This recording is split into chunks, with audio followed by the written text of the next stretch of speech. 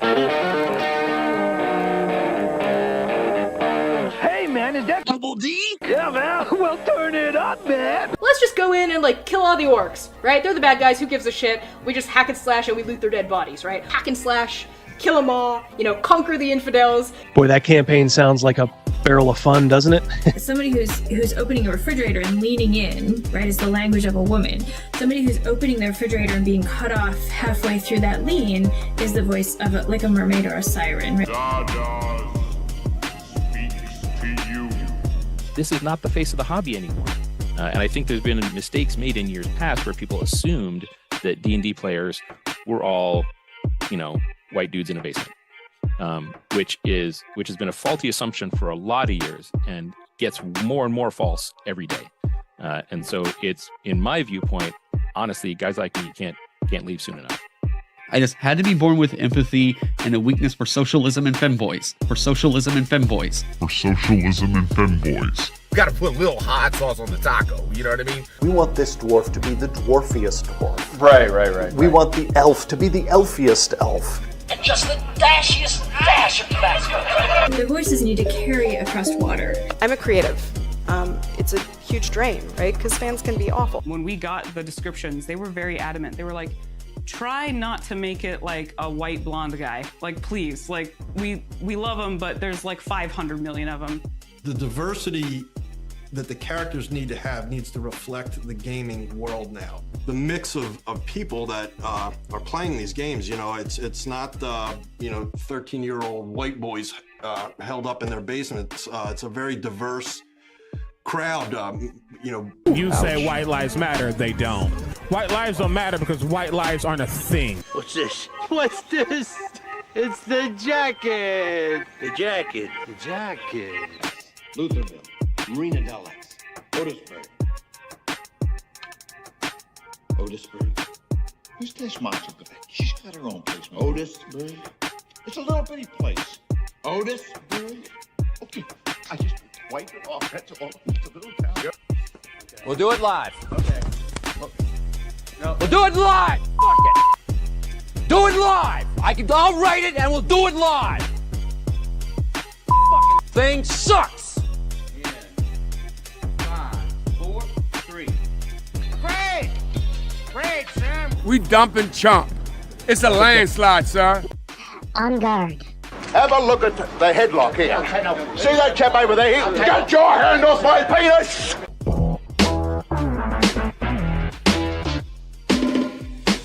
Double zeros, baby! Clear out of here. Clear out of here. Oh, they're all stacked. I didn't do that. I know. They stacked up. Hoo-ha. Crazy Mouse. Why don't you grab that first? We got Super Chat. We got a couple. Dang. Patrick Demo, $5. Shout out to the whole gaming industry crying about losing their China sweatshop labor rather than looking for alternatives. Way to keep it real. Absolutely, buddy. Absolutely. Yeah, I'm going to talk about that in a moment. We'll look at a video and give our thoughts. It's DB starting us off right. Yar dog brothers and sword sisters. Hope everyone's week is bearable. Hopefully it's better than bearable, brother. But a rough couple for sure. You hang in there, my friend. Hopefully everything balances out soon. Absolutely. Thank you. $10. Do we got something for him, Don Pardo? Let's see here. If you're good at something, never do it for free. Never, never, ever. Thank you, Badger. $10. Godfather playing muted on the TV. Just finished ripping BBC's Lord of the Rings so I could put it on my mobile device and hanging with D&D and the grogs. Life is good. It is indeed, brother. Thank you for being a part of it. All of you. What's with that picture-in-picture? What's going on over there? It's a little change I'm making. The people in Rumble. Oh, hold on 1 second. I need a okay. Speaking of Rumble. It's a rumble in the jungle. It's a rumble in the jungle. Yeah. There's no way the Rumble folks can interact with the common folk. The common folk on YouTube. So that's actually why I put it up there. A lot of channels do. So we'll see how it goes. You in the chat, let us know. Hungar. Amigo. Chilling with the boys. Wednesday night watching Double D. Brought to you by Carl's Jr. They pay me every time I say that, Hungar. Thank you, buddy. Yep. No neon green today, yeah. I figured out what it was. Wah, wah. I had to re-add the plugin, and it was set to chroma key for somehow that was the default. It was me. He was not doing his job. No, Send him back to class. I liked it. That's what I learned in class. Well, it wasn't me. Yeah, you were not here. Rogan was innocent. Yeah.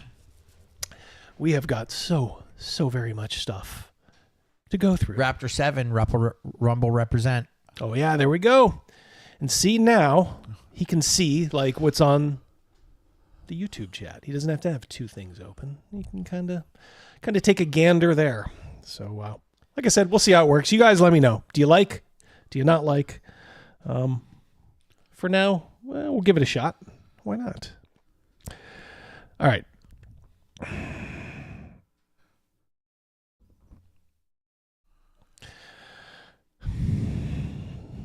Did you guys know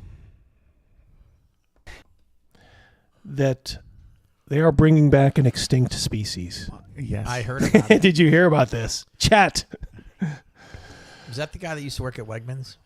No, that newscaster. Where's he Jonathan Meir, is that his name? Yeah, I think he is really? like a Syracuse or Rochester boy, and he used to work at the Wegmans up there. I didn't know that. Nice. Look at that hidden knowledge. You never know what you're going to learn here. All right. ABC News. Let's see. We turn now to that remarkable scientific breakthrough. 13,000 years after the last dire wolf walked the earth, scientists say they've now brought them back. Here's our chief national correspondent back up and with the video tonight. Tonight, a howl. Is that Ghost? They're so cute. Sound like kittens when they're crying. 13,000 years in the making. In a first for science, biotech company Colossal Biosciences says it brought the extinct direwolf back to life, a species that hasn't walked the earth since the Stone Age. The direwolf is the first de-extinct species. Well known from HBO's hit show Game of Thrones, ABC News given exclusive access into Colossal's lab in Dallas, where scientists are using genes from gray wolves to create dire wolves. We've taken a gray wolf genome, a gray wolf cell, which is already genetically 99.5% identical to dire wolves, and we've edited those cells at multiple places in its DNA sequence to contain the dire wolf version of the DNA. That animal looks like a dire wolf, it will behave like a dire wolf, and it is a dire wolf. Now, 7 months old, dire wolves Romulus and Remus eating well and getting bigger every day. I like the names. Yeah, I do too. And David, what do we think? Are we tampering in God's domain? Well, I know a lot of millionaires and billionaires are going to have a couple dozen of those in the near future. I want to warn mammoth. Didn't they make a dinosaur movie about this? You spend so much time asking yourselves if you could. Right. You know, you never spent any time asking if you should. I am surprisingly okay with this. I'm okay with this. Matt, good to see you here, buddy. Learned about dire wolves from the Mons. Yeah, me too, from the Monsters Manual. You know about them because of Game of Thrones. We are not the same. Yeah, exactly. Yep. From way back. I don't know. Crazy Mouse, thoughts? Should we be doing this? They're going to kick the shit out of pit bulls. Oh, that's right. Yeah, yeah, we could. It's the there's a pro right there. It's the creature we need to fight back against pit bulls. Nature's solution. Kind of man's solution. 90. I didn't realize there were 99.5. How big, chat? How big are these things going to get? We think of like you see, obviously, in Game of Thrones, these gigantic ones. They're not going to get that big, are they? Anybody? I didn't. Bueller? I haven't. Go ahead. Bueller. Yeah, Bueller. Yeah. 3.5 feet at the shoulder. 3.5. Thank you, John. Okay, so 3.5 feet at the shoulder. That's pretty big. I mean, it's not. That is big. That's 4 feet tall at the top of its head. Yeah, for sure. That's pretty big. Yeah, that could cause some damage. I do like Romulus and Remus too. Well chosen names. I mean, it does get me thinking. Like, could they do this with like dinosaurs? I mean, for a while I thought that they were saying like no, that's impossible. But something tells me like they're gonna figure out how to do this. What is, and I'm in agreement with you. They can figure out shit for sure. Like, what is the percentage? How they said 99.5 of a wolf is a dire wolf. What percentage of a chicken is a Tyrannosaurus Rex? Yeah, because they have the same bone structure. Yeah. That's something tells me if they're gonna try it, that'll be at least be part of the base that they use. Yeah, that'd just be for Tyrannosaurus, or for T-Rexes. Mm-hmm. I don't know. And when they announced that, like on the news, so we took this chicken. It reminds me of that Dr. Jekyll and Mr. Hyde like Tweety Bird thing. Yeah, one of my favorite cartoons. Tweety as Mr. Hyde was just hilarious. God, those were so good. Look at that, chomp chomp. Look who's here. Yep. Tyrannosauruses. Kentucky Fried T-Rex. Well, I bet that tastes good. I am thinking just put them on a fucking island. You know what I mean? It's they do overthink it. Like, oh, well, they'll be all right. Well, don't do the birds, at least at first. Just T-Rexes can't fucking swim. So just put them on a fucking island off of Africa. I mean, they'd probably love it. It's the right temperature. I mean, heaven forbid, Africa will get a little tourism going. I don't know. Seems like a win-win to me. I don't know if I agree with the people who say it's like, oh, you're tampering in God's domain. I mean, maybe in a different set of circumstances, they wouldn't have gone extinct. I mean, it's not like you're creating a Frankenstein's monster. Julio, me and Julio down by the school. Bitter dregs. You ask, we provide. Thank you, Julio. All right. I got to ask this before I show this next thing. Have you all eaten? Yeah. Yeah. Yep. Sure have. Okay. I'm just checking. Oh boy. Gosh. Because what I'm going to show you, it will be safe. It will be safe for work. It might not be safe for your stomach. Boy. Super Geek Mike. We have talked about Mike quite a bit recently. We're trying to get him on the show. I like coffee. It's probably not going to happen after tonight. Did you know that Mike is not just a YouTuber? He's an OnlyFans guy. Oh, heavens to Betsy. Super Geek Mike. I'm on a journey of feeling more confident in my skin, and having a bunch of strangers tell me I'm sexy is helping a lot. Huh. I'm straight in real life, but his bank account is bi and loving it. Oh, boy. He responds to every message, guys. You writing this down? Patrick Demo, don't do this. Please, before you go too far, Double D, don't do this. Oh, I'm going there, Patrick. I'm going there. You haven't even seen the worst of it. Lewds on the main page. Looks like some sort of fruit picks in your inbox. Videos, audios. Oh God. $15 private bit ratings. Oh, I forgot to. Well, I don't think pussy. Yeah, pussy could always be cat. He doesn't do pussy ratings. I wonder why. DM him for nudes, custom content. He will do a sexting session for you, Rogan. All you got to do is DM him. Oh, no, thank you. Okay.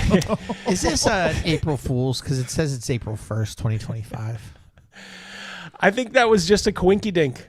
In fact, if it is, he's going the full Monty. Oh, Jiminy Christmas. Oh, great googly moogly. How do you like me now? How do you like me now? Why are we here? Just suffer. Oh, gosh. This is why I asked if you ate. Patrick Dino's puking. Now, the good news, guys, very openly, his wife is on here, too. I apologize. Now, remember, guys, you can look, but only Super Geek Mike gets to touch. You just get to watch. Wow. Lord have mercy on Double D's soul for doing. You can blame one of my subscribers. I'm sorry, I can't remember who sent this to me. I thanked them and then I banned them. No. All right. So there you go. These guys, by the way, are parents. They are parents. Oh. Mom, what did you do back when I was a child? Oh my God. What were your hobbies, Dad? Dungeons and Dragons and getting naked. You've gone too far, Double D. You sound like Princess Amidala there, Surly. All right. Emotional damage. Let me give you a palate cleanser. Emotional damage. For some reason, the super chats just dry up when I show this. I don't understand why. Well, they're all subscribing over on OnlyFans. Here's your little palate cleanser. Apparently, this chick has a need for speed. Uh-oh. Her mugshot went viral. I think it was maybe the first one on the left. And then she got arrested again for speeding. Crazy eyes in that second one. Crazy eyes. But if you were of college age, you'd be like, I can fix her. It's worth it. Look at who's here. Grab that crazy mouse. Our old pal T-shirt. How you doing, buddy? Good to see you here. Coffee's pretty good. I like. You may live to see man-made horrors beyond your comprehension. Nikolai Tesla. Yes, indeed. Yes, indeedly do. T-shirt. Thank you. Thank you, buddy. That's awesome. Yeah, a student whose mugshot went viral has been arrested again. According to police records, Lily Stewart was busted by cops in Georgia early Sunday. 20-year-old college student was picked up by cops on charges of obstruction of law enforcement and loitering prowling. Oh, maybe it wasn't speeding the second time. Both are misdemeanors. Good to hear. She's still in jail. Good Lord. I figured there'd be a lot of pro bono. Yeah, pro bono lawyers. Her OnlyFans could pay for that. Yeah. Set $4,000. Somebody out. You can't find some simp. I would just be like, if you can pay for me, I'll date you. I bet you she's getting a lot of attention in jail. That's why she's not out. Yeah, probably. Earlier, she was arrested and booked on speeding in excess of maximum. And she does have an attorney, Stephen Morris. He got the speeding charge against her dropped. Good for him. He informed the prosecutor that Lily was being targeted by online trolls who made a slew of vile comments after her mugshot went viral. What vile comment? This speed demon looks a little crazy and a little hot. If that's the worst thing that people can say about you, so be it. Miss America in Elon's echo chamber. Elon's echo chamber, yeah. Ay. Well, God bless her. We don't want to go there. No, we don't. We don't want to go back there, do we?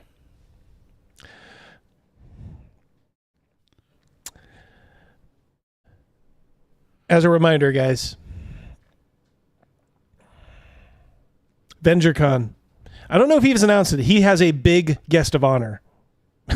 Like I was the guest of honor last year. It's a lot bigger than me, trust me. I don't know if he's hopefully he's tied that up, but from last I heard from Venger, he did. But if he hasn't announced it, I'm not gonna break street date on that. So consider going to VengerCon this year. We are gonna try to go there. We're gonna try. I will be at Central New York Con on June 14th and 15th, right by Cooperstown. Me and Mrs. D will be there. Greg Gillespie will be there. It's not too late, guys. This is Roger Rebish's convention. Join us, please.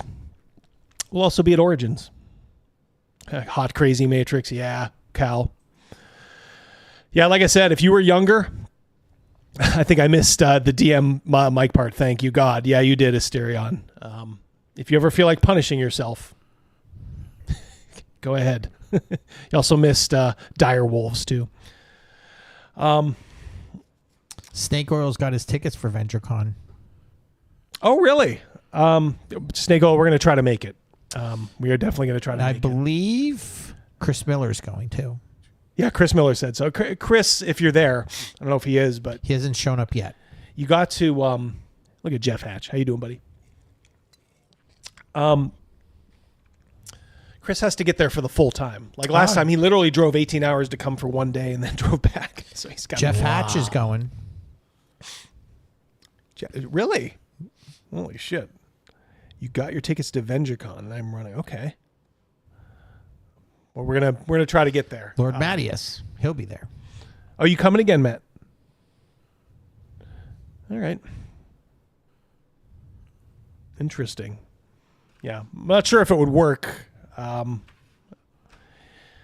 like us driving or something, because you have to. I know you have to come right this way, Matt. You're coming down from Crapchester. You'll have to come right by us. Maybe we can give you a ride. Asterion Moloch, I can hook you up with a private Naughtiest Picks. Oh my lord, Cal, come on now. Cock is pretty good. I like. So something happened in the gaming world. I never had on my bingo card. Uh-oh. Well, we didn't have Weeble Wobbles on it either, but we didn't. But it happened. Snooky happened. But holy hell! All right, so we all know Kelsey. She looks like Caitlin Clark. Yeah, she does a little bit, doesn't she? That's not a bash or anything. She just does. She kind of does. Pay that man his money. Thank you very much, Crawford of the Crimson Claw. Those OF pages are more disgusting than my bloody hand, and that's saying something. I'm so glad you took that little snippet of our stream and ran with it, Crawford of the Crimson Claw. I do like. Thank you so much too for the super chat. All right, Kelsey Dion. Rumor has it, she is embracing a new way of playing D&D. Well, probably her game, I would imagine. See if you had this, like I said, on your bingo card. So I think that it's very interesting, and I want to give credit to Crazy Mouse. I guess the BroSR is kind of how they've titled themselves. I know that there's a writer named Jeffro Johnson, and I would also encourage you all to maybe read some of the works of Jeffro Johnson and folks who I believe that the corner of the old school is called the BroSR. Didn't see that coming. If you had held a gun to my head and said, "Will Kelsey Dion ever recognize Jeffro Johnson?" and give him, and not only that, give him a shout out. Didn't see that coming. Holy smokes! Yeah, apparently she's getting into like Bronstein games. Yeah, good for her. I don't. Like I said, I've made peace with the BroSR long ago. Unfortunately. Oh yeah, I meant to see that, Sean, too. And I guess I just missed it. Yeah, apparently her and Harmony here are becoming best pals. So our girl Harmony is moving up in the world. Yeah, I think it's fine. And to me, this is more fodder for why would you not at least appreciate, even if you don't like Shadow Dark, say any bad thing you want about it. But her as a creator, literally giving a shout out to one of the most, as some people would call it, like maybe one of the most cancerous, parts of, the OSR. I'm not saying that, but I know some people, don't like him. And here she is just saying, I don't give a fuck. Go read Jeffro Johnson, who, by the way, is not even around anymore. Like Jeffro has literally quit. He pulled a Joel Fleischman and just wandered off into the wilderness and said, I'm done. See you later. And I guess he's on, I mean, literally, I'm not even like joking about this. I think he's just concentrating on dance now. Like all that, the dance stuff that he liked to do. Crazy. Yeah, I got nothing against Kelsey, says Death Angels. It's interesting. Something trip your trigger over there? Yeah, but I'm going to keep it to myself till we're in the green room. Gotcha. Okay.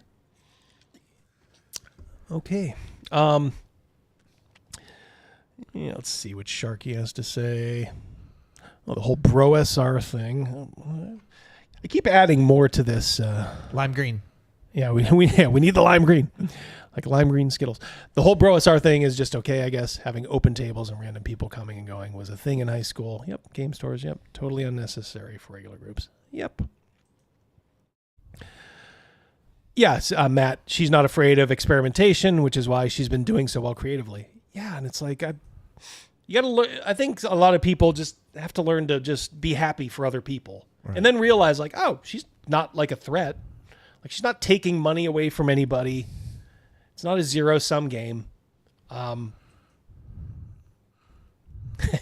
Surly. The right people get it. Chubby, what's up? I'm a little late. Did you already play the Garibay? I did not yet. We played Kelsey Dion, throwing her lot in with the BroSR. You had her villain turn. You had a very good discussion with him. I enjoyed that. I like Jeffro. I mean, unequivocally, I'll say that. I kind of liked Jeffro. And like I said, that's why I was kind of bummed out that he kind of walked away. I was looking forward to talking to him again in the future. He'll probably be back. Yeah, maybe he's just taking a break. Possibly. I had heard things, but kind of behind the scenes that he'd maybe been burnt out a little while even before this, but was kind of giving it a go. Yeah, it's okay. It's these colorful personalities that make all this like worth.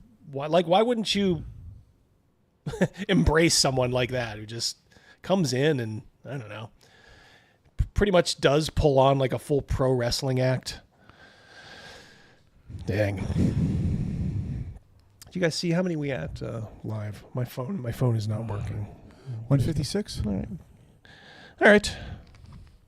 Everyone go tell a neighbor yes to log in. We'll wait. And start smashing that like button. Smash it. Yep. We can do Garibay. We'll do Garibay. Smash the like. I'm getting worried for Scott. Uh-oh. Look at snake oil. Jiminy Christmas. Snake oil. Thank you for always doing that. That is so kind. Amigo. Always very generous. Oops. It's jumping. 5 memberships. Thank you, amigo. I'm going to try to make it. I want to game with you, Sean. I want to game with you. Me and Mrs. D are going to try to make VengerCon happen. All right.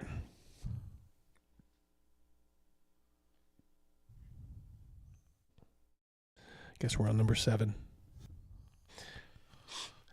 All right, so Scott Garibay has been going off Where's lately. his hat? I don't know. I was just about to ask that. It must be serious. I was going to say it's kind of a sign that he's kind of losing it, I think. The hat's off. Yeah.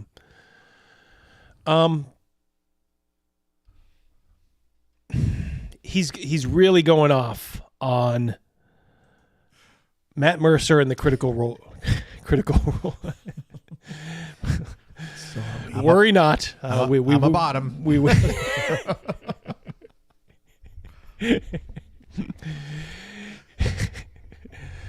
He has the loveliest surgical scars you'd ever want to see. Yeah, Scott is going crazy about Orion Akaba rejoining Critical Role, even though he was there for like a heartbeat at the beginning of Critical Role. But he got a little traction, and now I think he is really kind of enjoying it. He looks like he lost some weight in his face. I think it's this stuff keeping him up at night. I think it sounds like he is actually worrying about this stuff. Before you started, yeah, we got one. Cal, I'll be in a Shadow Dark game soon. Hey, excellent. Let us. Your name is Toby. That's right. Don't ever forget it. Let us know how it goes, Cal. I'm always interested to see if Shadow Dark works kind of like for longer term campaigns. To me, it seems like a really good like convention or mini campaign system, but that could just be me. Yeah, new car entirely. Hi friends, it's your pal Scott Garibay, and today we are going to talk about Orion Akaba returning to Critical Role for season 4, episode 1, and why it's absolutely imperative Matthew Mercer extends that invitation. All right, so today what I want to talk about is hold on. This idea. Hold on, before we get holy smokes. Yeah. Hold on. There we go. You got this one? Yep. Oops, sorry. Go ahead. I'll let you take it. This guy will lose himself chasing the dragon. Oh, God, yep. yes. Webhead. Absolutely. Oh, yeah, you would know Webhead Mike. Yep. Yep. Yeah, Webhead Mike has, I'm not going to say personal and intimate knowledge of Scott. He knows Scott, actually, on a personal level. Kevin, thank you so much, buddy. That's so 10 nice. memberships. That's awesome. Very kind. Give Kevin something. Yeah, let's give Kevin. Give.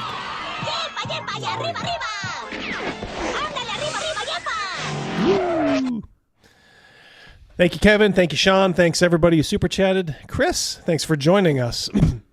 I guess now we can begin. Yeah, we've been waiting. Yeah, we've been waiting. Okay. That Orion Akaba should return, can't return to the table because he's not a good person like all the other Critical Role people, right? So it's such ridiculousness, right? They're like, oh, Scott, you can't bring Orion Akaba back. He was a toxic player. A lot of bad behavior, a lot of cheating, a lot of lying. Just a real terrible person, Scott. You couldn't possibly put him at the table with these pure Critical Role angels. Oh, did you say angels? You said that Orion Akaba cannot return to Critical Role because Matthew Mercer and Marisha Ray and Travis Willingham and Laura Bailey and Ashley Johnson and Sam Riegel, excuse me. He has to drop the name. He has to name them all. Brian and Taliesin Jaffe, you cannot. Those guys are just the purest driven snow angels. You possibly could. Oh, are they? Are there? You can't put Orion Akaba back there because Hold on a second. We'll get back to that other one. I don't think that that's a booger. I think that that's just part of his nose. Go back to the other. Yeah. Thank you, Chad. Now we'll keep an eye on that situation as the video develops. Though. Don't worry, he'll eat it. Yeah, if it is, that's dinner. Exactly. Yeah. Asterion, I have no idea why this is the hill he's choosing to die on, but he got a little traction for it, I think. But he's just beating it in the ground. He's not thinking of clever ways to make different takes on it. It's literally the same take every time. Except now you're going to see Scott get mad. It's like the old Incredible Hulk. Don't get me angry. You wouldn't like me when I'm angry. Toxic, and they're all just precious. Oh, put them right in the convent. They're all the best people. They're utter shits. They're utter shits. Every single one of them to the last. They are shits. Utter shits. Let's get into this. All right. Well, he's mad. From Schmeagol to Schmeagol to Gollum, like that. Okay. It's a very Let's good have analogy. Real talk. It is. Wait a second, Scott Garibay. You're an evangelical Christian. You can't say that Matthew Mercer is a shit. You can't say that his wife, Marisha Ray, is a shit. You can't say that Travis Willingham is a shit. You can't say that his lovely wife, Laura Bailey, is a shit. You cannot possibly say that Ashley Johnson is a shit.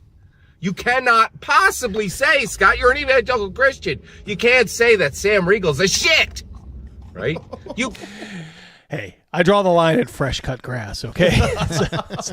You've gone too far, Garibay. Cannot possibly say that Taliesin Jaffe is a shit. You can't say that Liam O'Brien is a shit.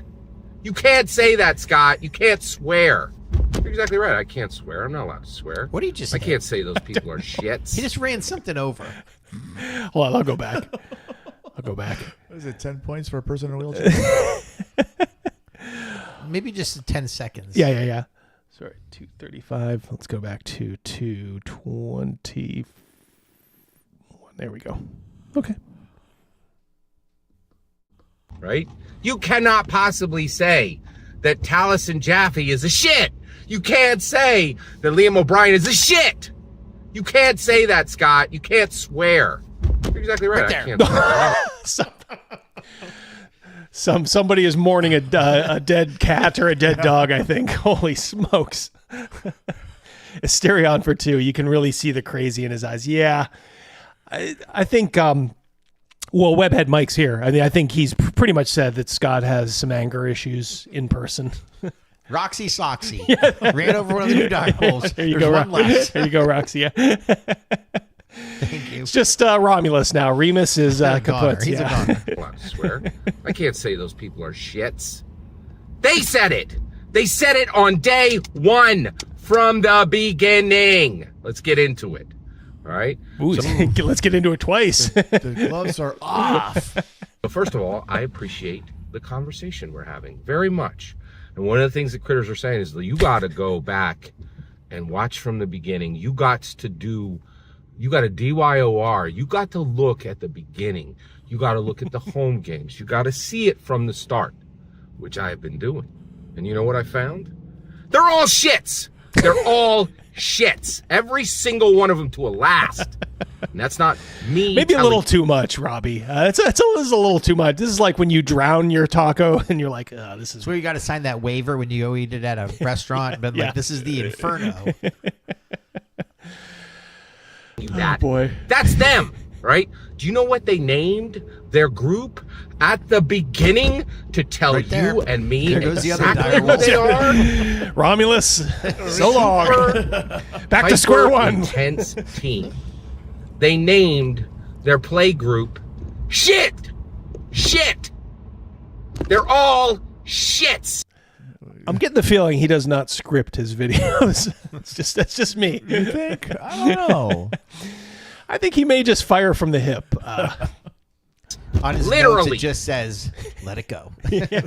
Literally. Tonight's the they're shits. They said it from the start, right? This is my Lighten up, channel, Francis. right? I tell Good pull you there, Badger. what's going to happen. I give you the real conversation. I take the conversation where others don't. That's why I have hundreds of people here involved in this conversation.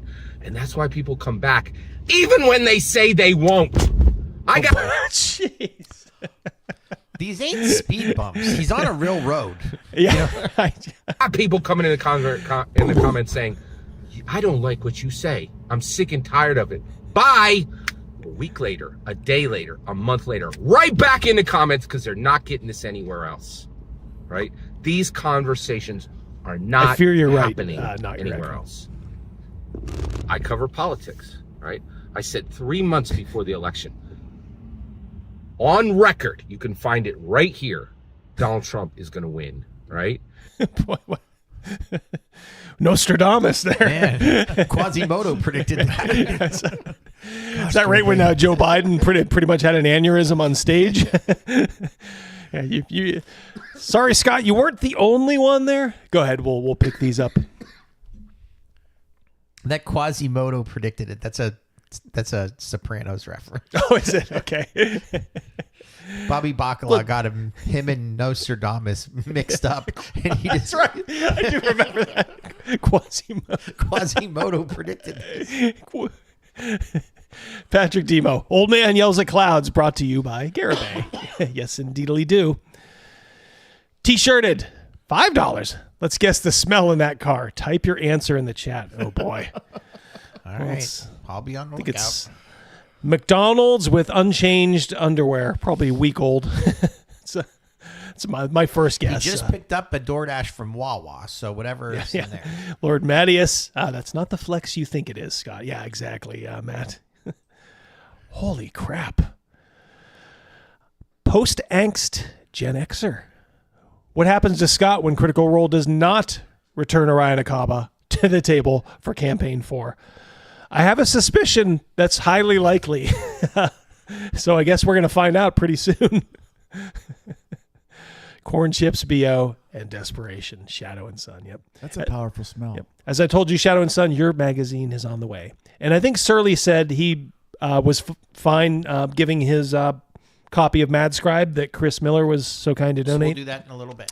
Yeah, so we'll re-raffle that. So if you are listening out there, join the chat. You'll have to be live anyway for at least 15 minutes from the time we do it. So join in. Don't be bashful. Taco meat marinated in BO and pomade.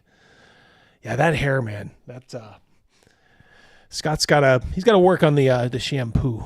That's a little greasy. Sorry. All right. Sorry. And you know what I told people about Donald Trump? He's a liar. He's a liar. The lyingest liar that ever lied. You know how I know Donald Trump is a vicious Right. liar? You know how I know that? Right? The reason I know that is he wrote a book called The Art of the Deal. He told everybody exactly who he was years before it arrived. Holy, he just went Peter Brady on that. Voice cracking. Yeah. It arrived years. He is right? stressed. Years before we arrived there, right? Is that like a Lowenbrow t-shirt? It looks kind of like it, but it looks like a gargoyle thing with his paw up. Looks like it might be the flag of Scotland. Yeah, could be. How much time's left in his dash? Good question. Because he just pulled into an apartment complex. Oh, let's see. The countdown's on. Why does my mind always go to like stupid stuff like, oh, that's a Lowenbrow shirt. Yeah, it's probably like the flag of Sweden or something. But the thing is, wait, that's not a bad guess. Not at all. I always remember those commercials growing up. That's the power of those early commercials from like the 80s. Tonight is kind of special. I don't need a menu. I'll take the biggest steak you got, a baked potato, and a Lowenbrow. I made the Amen. shot. I made the steal. I made the pass. You made the shot. Damn. With clarity, he recalls it. Crawford of the Crimson Claw. Does he have an OnlyFans? Oh, come on. Now you're getting Hush nasty. Hush your mouth. As John Indiana D. Jones said, the chat will John D, the chat will inform you. They told everybody, we are Hollywood shits. Super, hyper intense team. We're shits. They're all shits. Every single one of them. And my issue is the audacity of them, of these shits, to say that Orion can't sit at the table. It's every single one of them is Hollywood to the core, right? Every single thing he's accused of, they've done it. Every one of them. There are no angels here. Ain't none of these people getting into the convent, right? None of them. This is getting unhinged. Wow. Yeah. There is real anger there. There's no breadcrumbs for him to follow his way back. Yeah, and this is where I got to be critical, because as a YouTuber, I don't want anybody to be this mad at just somebody who's look. I don't like the Critical Role people, like personally. You know, I mean, I think the show is crap, but why would you waste this amount of anger on people you've never met who are just playing D&D in front of a camera? Every single one of them is an unmitigated shit. They told you from the gate, we are all shits. And they are. They are all shits. And this is my issue. I don't have any problem with them being shits. I got no problem with it. Here's the thing. I got no problem with any of this. It's a M. Night Shyamalan twist there. I just looked up the Lowenbrow logo. I don't think it's that. Okay. Yeah. If it is, it's a variation of it because the paw in the air is a yes. Mm-hmm. But there's I knew it like looked familiar. a tongue and a lion's head, and there should be a tail back where his seatbelt thing is. So, all right. If it is, it's a variation of it. Patrick Demo, $2. Does Critical Role owe him money or something? Yeah, exactly. It's like I can understand being in a beef with somebody who's like insulted you or something. It happens. I understand. I do get that. But even that, after a while, you just got to let it go. I mean, oh, it is Scotland. Okay, it is Scotland. Yeah, Rogan has confirmed. Well done. I'm gonna give you a bonus. he just stared at us. Okay, boss. Okay, boss. Yep. You've earned it. I don't want to go back to community college. Right? I don't have. And by the way, Christian can't say a swear word. Just saying, super hyper intense team, shits. They told you who they are. They're shits. They're shits to the last. And the problem is the hypocrisy. Okay, I actually like that they're shits. That's why Critical Role works, because they're all monster humans straight out of the pit of Hollywood. Every bad checklist item. We know what happens on the backlots. We know what happens at the hotels afterwards. And it's every one of them. Wow. This is somebody mentioned earlier. This is restraining order material. Yes, I agree. Yeah, this is like somebody brings this to Matt Mercer's attention. He's going to be like, "I know he's in Philly, just in case. Let's slap one on him." This is fucking deranged, Scott. Scott, you gotta. If you're listening out there, we love gently. We laugh with you at times. We agree with you a lot. Yeah, we agree with you on some stuff. Some of our videos. Yeah. We're not above, like I said, telling you when you're right. But this has to stop, brother. This is not good. This is not healthy, man. Please stop this. Chatto, $2. Tonight, let it be Lowenbrow. Or as Chris Berman would say, remember the pitcher, John Lowenstein? Mm-hmm. That's the nickname he gave him. Patrick Demo, $2. Tell us how you really feel. Thank you, Patrick. Thank you, Chatto. This is lunacy. The idea that Orion Akaba is the villain. Orion Akaba is toxic. Orion Akaba does these terrible Hollywood things. The rest of them are perfect. They're shits to the last. Shits to the last. Oh, right there, that looks like, you know how when Tua gets knocked out, he starts fencing? That's what he's doing right now. Yeah, like he's in it. Like he's not there. Kind of like when Tua's not there. Yeah, it's like the involuntary clutching. By the way, remind me. I'll cut this as a drop for you.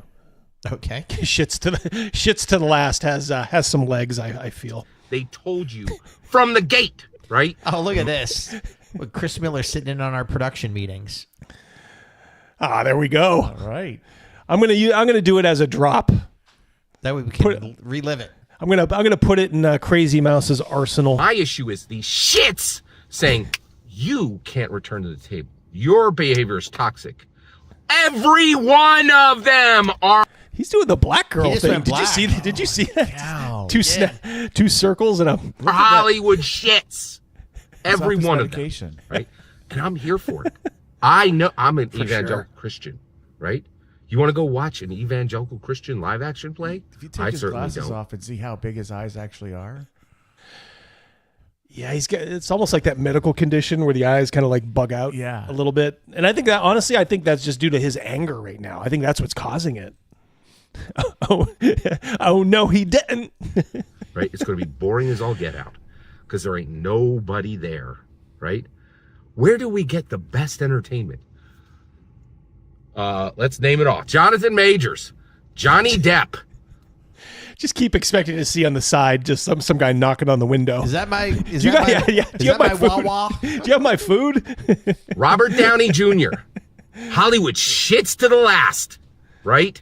These people are in it. They are in it. And my issue is, yes, mischief and worse with Orion Akaba. But if you think, right, that it ended there and the rest of these people are just the purest of driven snow angels, I need you to just look at the beginning. They're shits to the last. Shits to the last. And the problem is the hypocrisy. The problem is this idea that, Orion Akaba, oh my goodness. Oh, look at the behavior there, the toxic behavior. Oh my goodness. I've never seen that. Man, he just went Captain Stern on his voices right there. This is a uncharted territory. Webhead Mike, did he pull these voices out when he was DMing?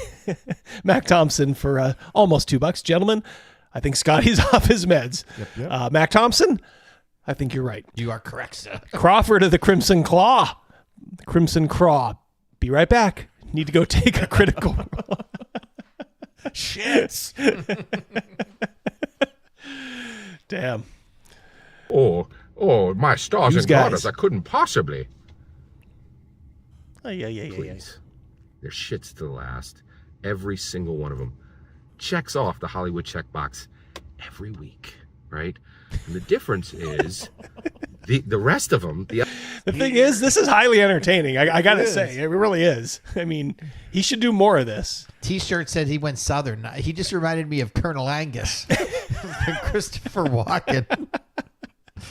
other 8 are like, oh, I'm pure as a driven snow angel. I belong at the table, even though as I've repeated every single thing Orion Akaba has done.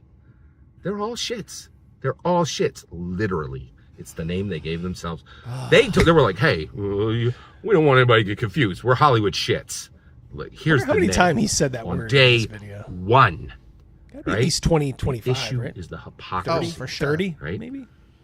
Critical Role has to choose a lane. They have to choose a lane, right?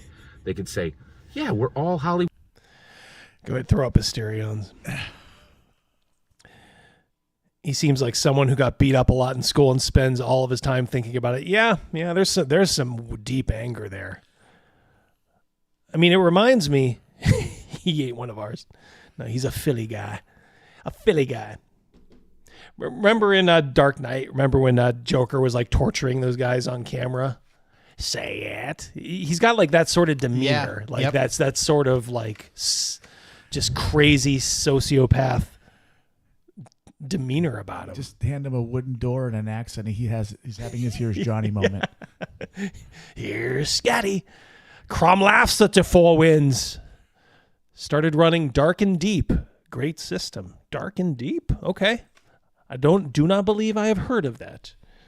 But if you are enjoying it, more power to you. It is. Thank you very It's much. what gaming's all about, you know? Absolutely. Wood shits, right? Yes. Oh, and guess what?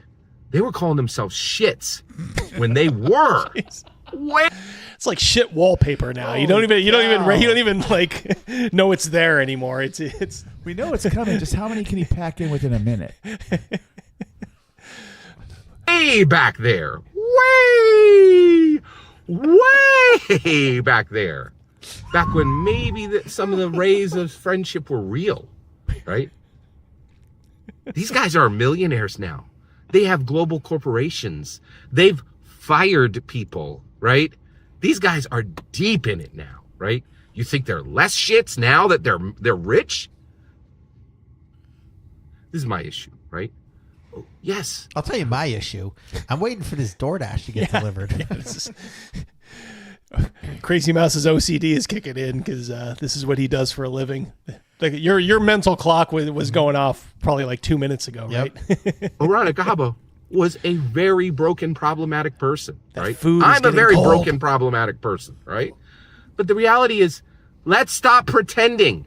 This is where the best narratives come from, right? Val Kilmer just died. You think that guy was a pure as a driven snow, take me to a convent? That dude had problems, and it showed up in his work. Now he's going off on Val Kilmer. You crossed the line. There's Scotty. Yeah, You crossed come the on, line. Scott. Take it back. I got you now, you son of a bitch. You're Daisy if you do. Johnny on the spot. Well done, Crazy Mouse. Crazy Mouse, I'm going to give you a bonus. Too. Oh. Okay. Crumb laughs at the 4 wins. It's a W. What would Gary do? 1.5 or 2E. Check it out. Oh, there we go. Yeah, that's the dark and what is it called again? Dark and dreary. Deep and dark. Deep and dark. I think Super Geek Mike has something deep and dark, doesn't he? Okay. Or is that Mrs. Super Geek Mike? Those are Crisco kisses. Those all okay. Yeah. We're on fire today, boys. And my issue, Scott's upping our game. My issue is not that there is problematic behavior on the part of Orion Akaba. My issue is the pretending. Oh no, I'm Matthew Mercer. My stars and garters. I could not possibly have. Just tap my head if I stayed a little too long. Right you are, Colonel Angus. Stop the presses. Who's that? Ooh, Howard. Why don't you give him the new porky one? Why don't we give him that one? Just for you. Oh, son of a gun. You thought I was going to say son of a bitch, didn't you? Howard Hughes, 50 bones, baby. Good to see you back here, Howard. I'm just glad you're in the chat, enjoying everything. Absolutely. But thank you again so much for the super chat, for the shits, found, all the shits, the Hollywood shits, every last one of them. Shits had to edit this because of YouTube. We get the idea. Thank you so much. Thank Double you H, very much. H squared, as we will call you. Craig Bragg, $5 Canadian. This dude was made to be homeless. Just look at him. He has a family. I can't argue against that. Yeah, he apparently has a nice family. Who honestly, I think somebody should show this. Like I've said this at other times too, like where he's been like, I think his problem is he seems kind of like almost like manic depressive, because there's times where he's looked downright, I don't even want to say the word, but suicidal. And I've actually been concerned. There was a point where we were concerned. Yeah, in fact, I think I even reached out to Webhead Mike just to be like, is he okay? Is there anybody you can lean on just to kind of check in on him? That's how concerned we were. But then he'll get like this, where he's almost manic. This is manic behavior. So Scott, you got to, like I said, you got to maybe just see if you can go to some therapy and get this under control a little bit. That's all. They'll give you some coping mechanisms. Because it's a little too much anger. Family, yes, I believe. Yeah, no, I think he has a wife and kids. I think I've seen pictures of them. They look, Don't they go nice. to the beach or something like that? Yeah, like nice and normal. I mean, that's why we never dig too far to Scott. He's entertaining. We like him to a certain extent. I don't like him when he does this, though. This is bad behavior. You think Scotty applies this logic to Gary Gygax? I don't know. It's been so many Garibay videos. I've almost forgotten what he thinks of Gygax. Put on his haka face. Have Orion Akaba back at the table. Why, he's cheated on dice rolls. And even Orion Akaba would be like, dude, it doesn't bother me that much, Yeah. Like, please stop this. I am as pure as a driven snow, perfect angel. I could not possibly return to the table with him. And Critter's holding up this utter crap. They're shits to the last. That's not me saying it. They told you they're shits. They said it from day one. Every single one of them is a shit, right? Including Orion Akaba. And he should take his shit. He should be the shit that sits in the seat. See, I think he lost weight. When he was doing those bingo arms right there, he has some skin hanging underneath his arms. Like loose skin, yeah. Yeah, I think he lost some weight. It's rage weight loss. Yeah, Asterion, he does seem like one bad day away from going full. Oh, God, let's hope not. Let's hope he doesn't go full Chris Benoit. Episode 1 of Season 4. With the rest of the shits! They're all the same. And ain't not one of them is more deserving to sit there than Orion Akaba. And I'm sick of pretending that they are. shits to the last, right? The only difference is Orion Cabra is not a hypocrite like the rest of them. If he is not back on episode 1, oh boy. Now we're getting some ultimatums. All right. Uh-oh. Fill it in, chat. He's If he's not back, what's going to happen? This ain't good. I will take out a Roman Catholic priest. I will abduct a homeless person. Jay Scott, the remake of Falling Down. Yeah, Shadow and Sun. Kind of seems like that. Absolutely. Wow. I mean, if you were going to remake something like Dirty Harry, like this could be a good basis for the start of like your villain. Like this is season 4, Critical Role. The whole conversation on Critical Role starts anew, starts fresh. It is we get what we need and what we want on episode 1 of season 4. Or else. Or I'm telling you right now, we start an entirely new conversation on Critical Role. What does that mean? We don't know. It's going to teach us a new swear word. I'm beginning to think conversation is a euphemism here for something else. And we decide if we need to rescind all of the goodwill that the D&D community is currently giving them or completely sever them from the community. And that's going to take chainsaws, right? Like chainsaws? Yes. Chainsaws. Yes, he did whisper chainsaws there. My mic picked it up. My boom mic picked that up. Ooh, baby. I am worried about it. Hot sauce indeed. Sever their intellectual property and Critical Role Exandria from Dungeons & Dragons. That is not going to be easy. I don't want to do that. Orion Cabra has to be back. Has to be back. Episode 1, season 4. This Mercurius gifted a membership. Thank you. Steady Eddie. Thank you so much, Mercurius. Thank you for always being here, too. All you guys. From the smallest to the biggest. You guys continue to amaze us, really. I think I said, like in my recent video, that we have the pound for pound. This is the best chat I've seen. There's some good chats out there from good channels. But like sometimes I'll like just drop in and just kind of like, I don't know, just kind of see what's going on. None of them are as funny as you guys. You guys are fucking funny. Hilarious and smart. There is no path forward without it. The only thing severed is this cat's connection to reality, says Badger. Yes. Thank you, Badger.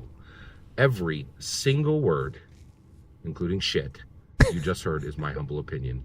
The important part is when I get to hear your humble opinion, when I get in the comments and send your traffic. And when you get in the comments and send your traffic, please continue liking and subscribing and have a fetch millennium. Wow. I think we need to He had to hurry up and get off because he saw the dude coming out with his phone in his hand, being like, where's my Wawa? You sneaky, slimy, slithering son of a bitch. Scott, this is no good. Seek help. Yeah, seriously. Mac, he definitely he does need to see a therapist. He's got anger issues. What if his therapist is like, you know what you ought to do? Just get in your car and drive and just turn your phone on and that'll be your daily journal. It's like he's doing his therapy because he really does want to use chainsaws. It's like, no. Oh, good Lord. That was a little disturbing. Like I said, it takes a lot to put me on the side of the Critical Role folks, but he has kind of done so. They don't need this kind of hassle, Scott. They don't have a fetch millennium. Yeah, what does that even mean, Mercurius? Have a fetch millennium. Maybe fetch is an acronym. Oh boy. All right, Chad, you're on. If he was going after TSR like this, they would send the Pinkertons. Yeah. Yeah. Yep. Yeah, I'd almost be just as worried like for Orion Cabra. Oh yeah. Because he's taken this. He's like almost like Rupert Pupkin here in King of Comedy. He's taken this weird. They call it like parasocial relationships, where he kind of thinks he knows these people. Maybe you do a little bit, but you really don't. at least there, you know, look, there's always should be a boundary, you know, and he's advocating for this guy to get a job. What's the end game, Scott? He's not going to thank you. I mean, is this what's in Garabay's mind? They give in, invite Orion Akaba back, and then they're about ready to roll dice, and then all of a sudden, before we begin, Matt Mercer, I just want to shout out to J. Scott Garabay. Thanks for always being in my corner. It's not going to happen, Scott. You really, really got to detox yourself from this. Yep.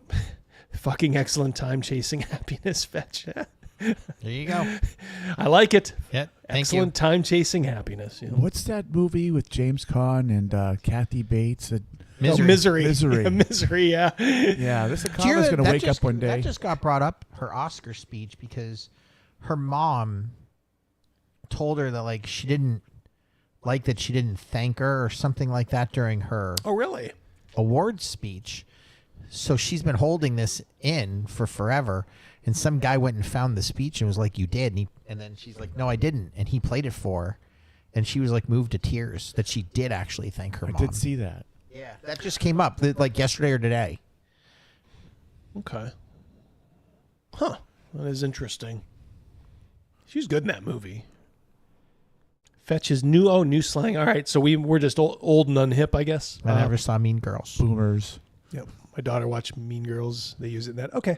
We talked about his con today, correct? Rogers? Yeah. Yep. Yeah, I'll be going, Roger. So hopefully we'll see you there. Roll out the red carpet. You shits. Shits. Doctor.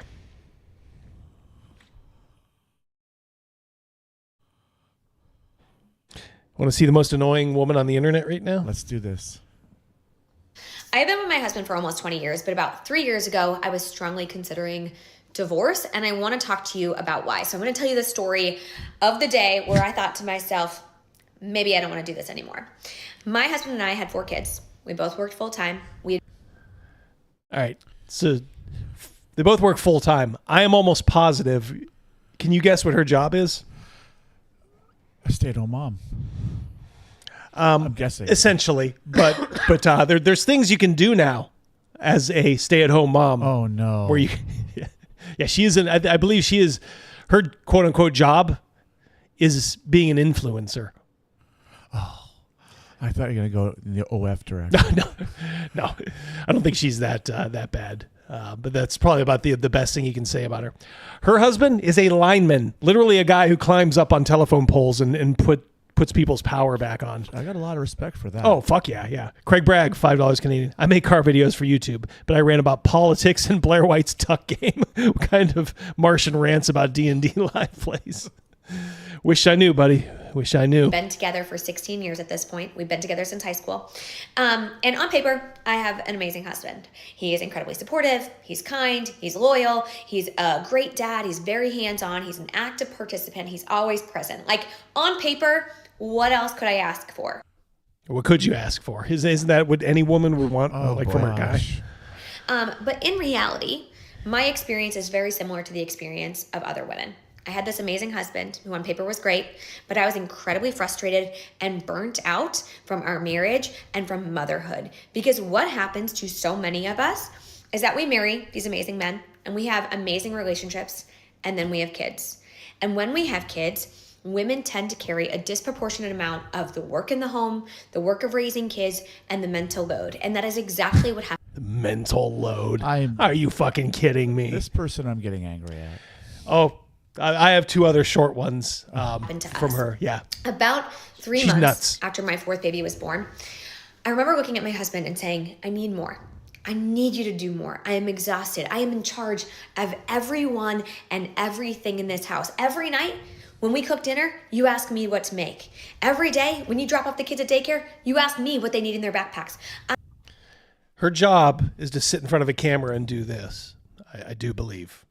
So he is actually taking them, and she said when we cook dinner.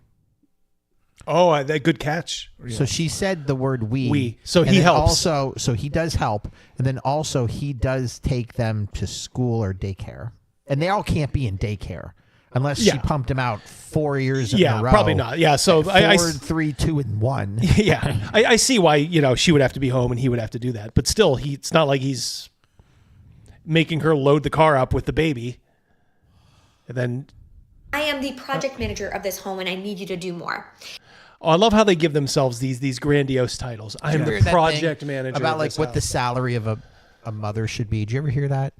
I've heard it. Yeah, it's like it's I'm ridiculous. a chef, $100,000. I'm a this. I'm a that. Well, if you're gonna be $100,000 a year chef, I better get more than macaroni and cheese and tater tots. Yeah. Let's. Yeah, you may have to face a performance review every so often for these fucking these grandiose jobs. With that pay, every 6 months we'll have this sit down. Up, no bonus for you this month. Yep. DB, insufferable. A miracle the dude got laid 4 times. Yeah.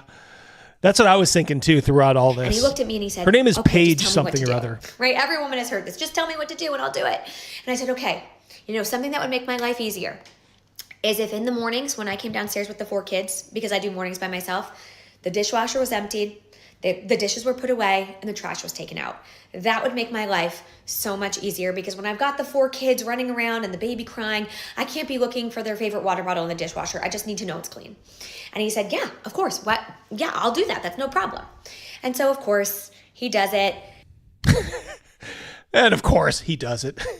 And, of course, he does exactly what I'm not in a place that this person really makes me angry. Let me guess, he forgot one time. But then I have to remind him, and then he forgets, and then I have to remind him again. And there was this one morning where I woke up, and I went to put something in the trash, and it was overflowing. And I went to get my son's water bottle, and it was in the dishwasher with all of the other clean dishes. And I felt so they were clean. So yes, okay. Yeah. She had to open a fucking door. Yeah. Yeah. Okay. Like he's making you slave away to wash these dishes. You have a fucking dishwasher. She is a shit, says Chad. Yes. Yeah. So disrespected and unseen and unvalued at that point in time. And I remember texting my husband being like, what happened?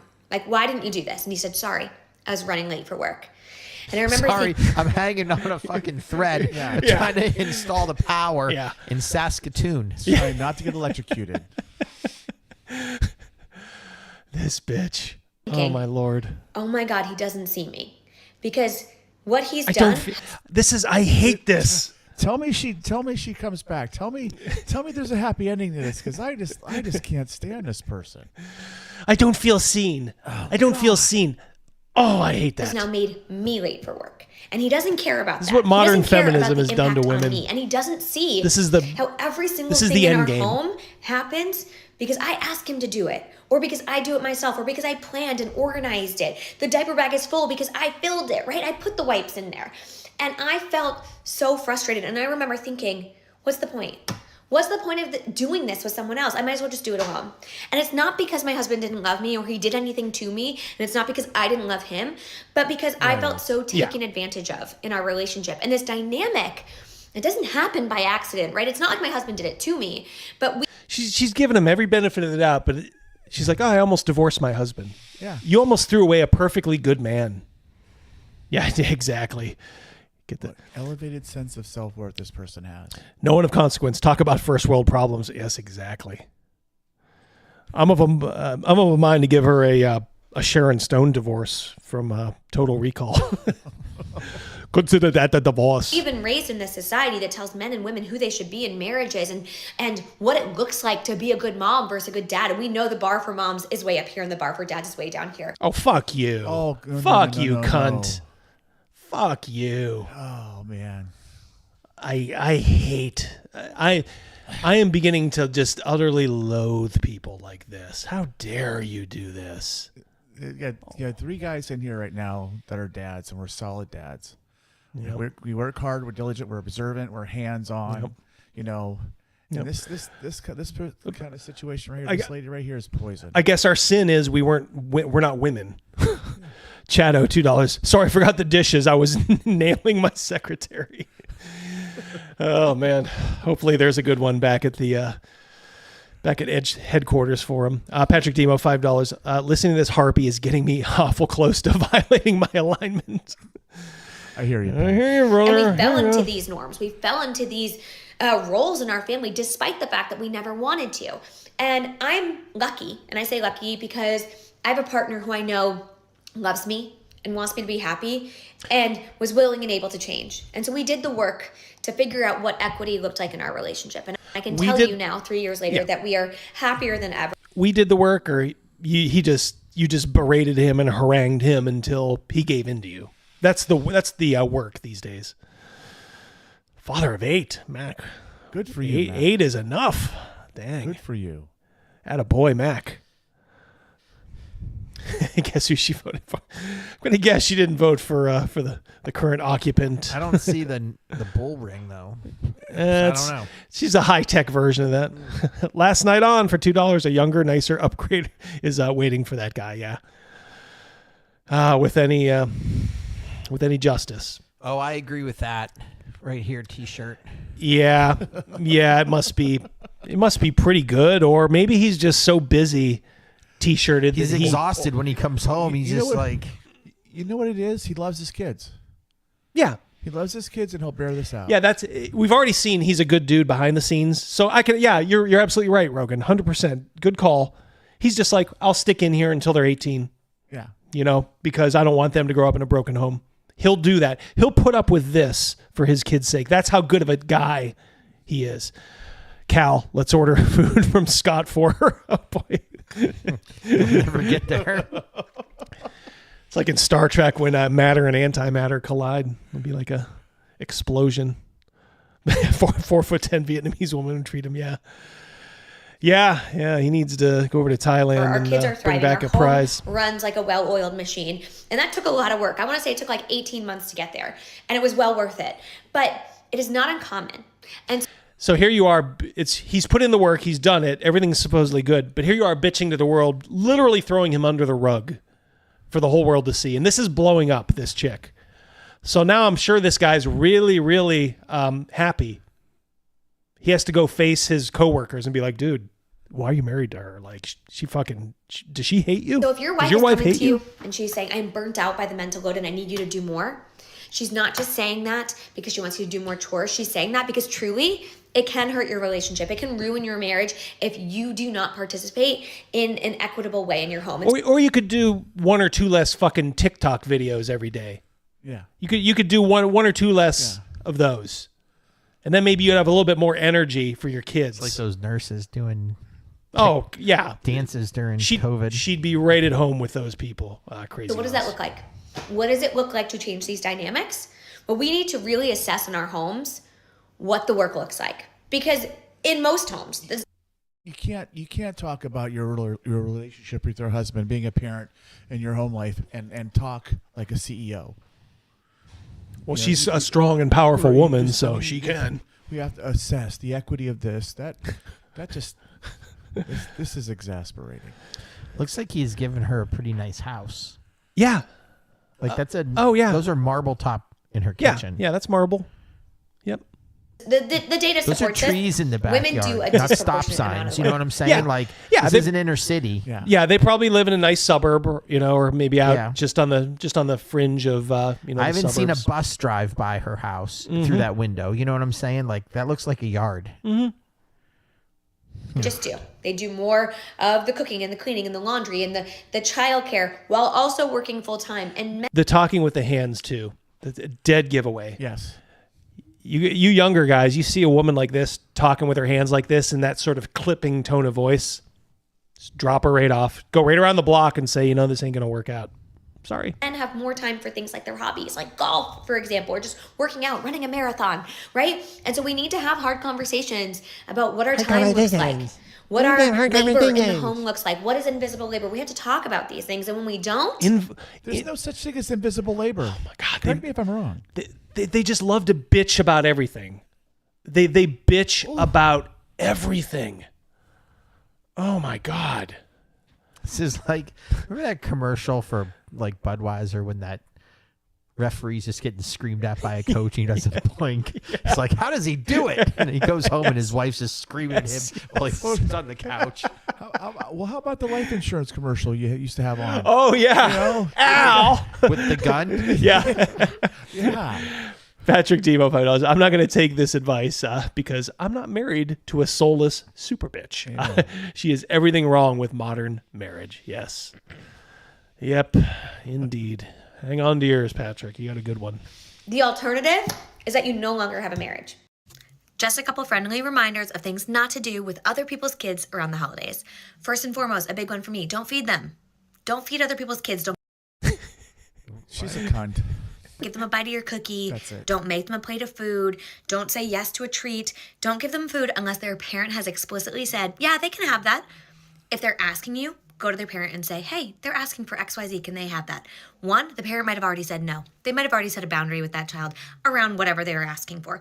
Two, that kid could have an allergy. My kids have allergies. Shocking. Shocking.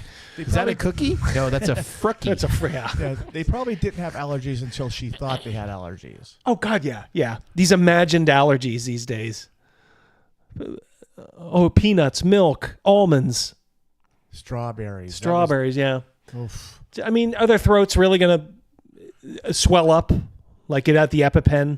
Or is it just, their tummy gets a little upset? No one of consequence says she's not wearing her ring. Oh. Well, we'll see. I did not catch it yet. That's cold. No, it's right there. That's her left hand, right? It is, but wasn't her ring in that other video on her other hand? I mean, yeah, we can look. Oh, you know what?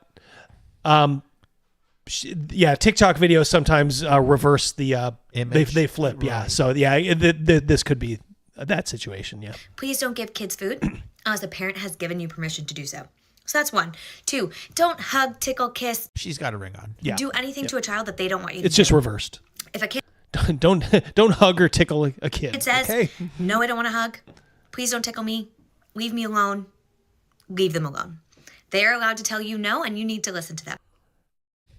Does she have a lot of unforced tickles and hugs? Yeah, I don't know. At least whatever. Yeah. Oh God. Yeah, Chris. Yeah. But the clock is ticking on that one. Yes. Yep. So that's really important, right? Three, don't do any kind of like, let me tell you a secret, or come here, let me tell you something. We don't have to tell mommy. No.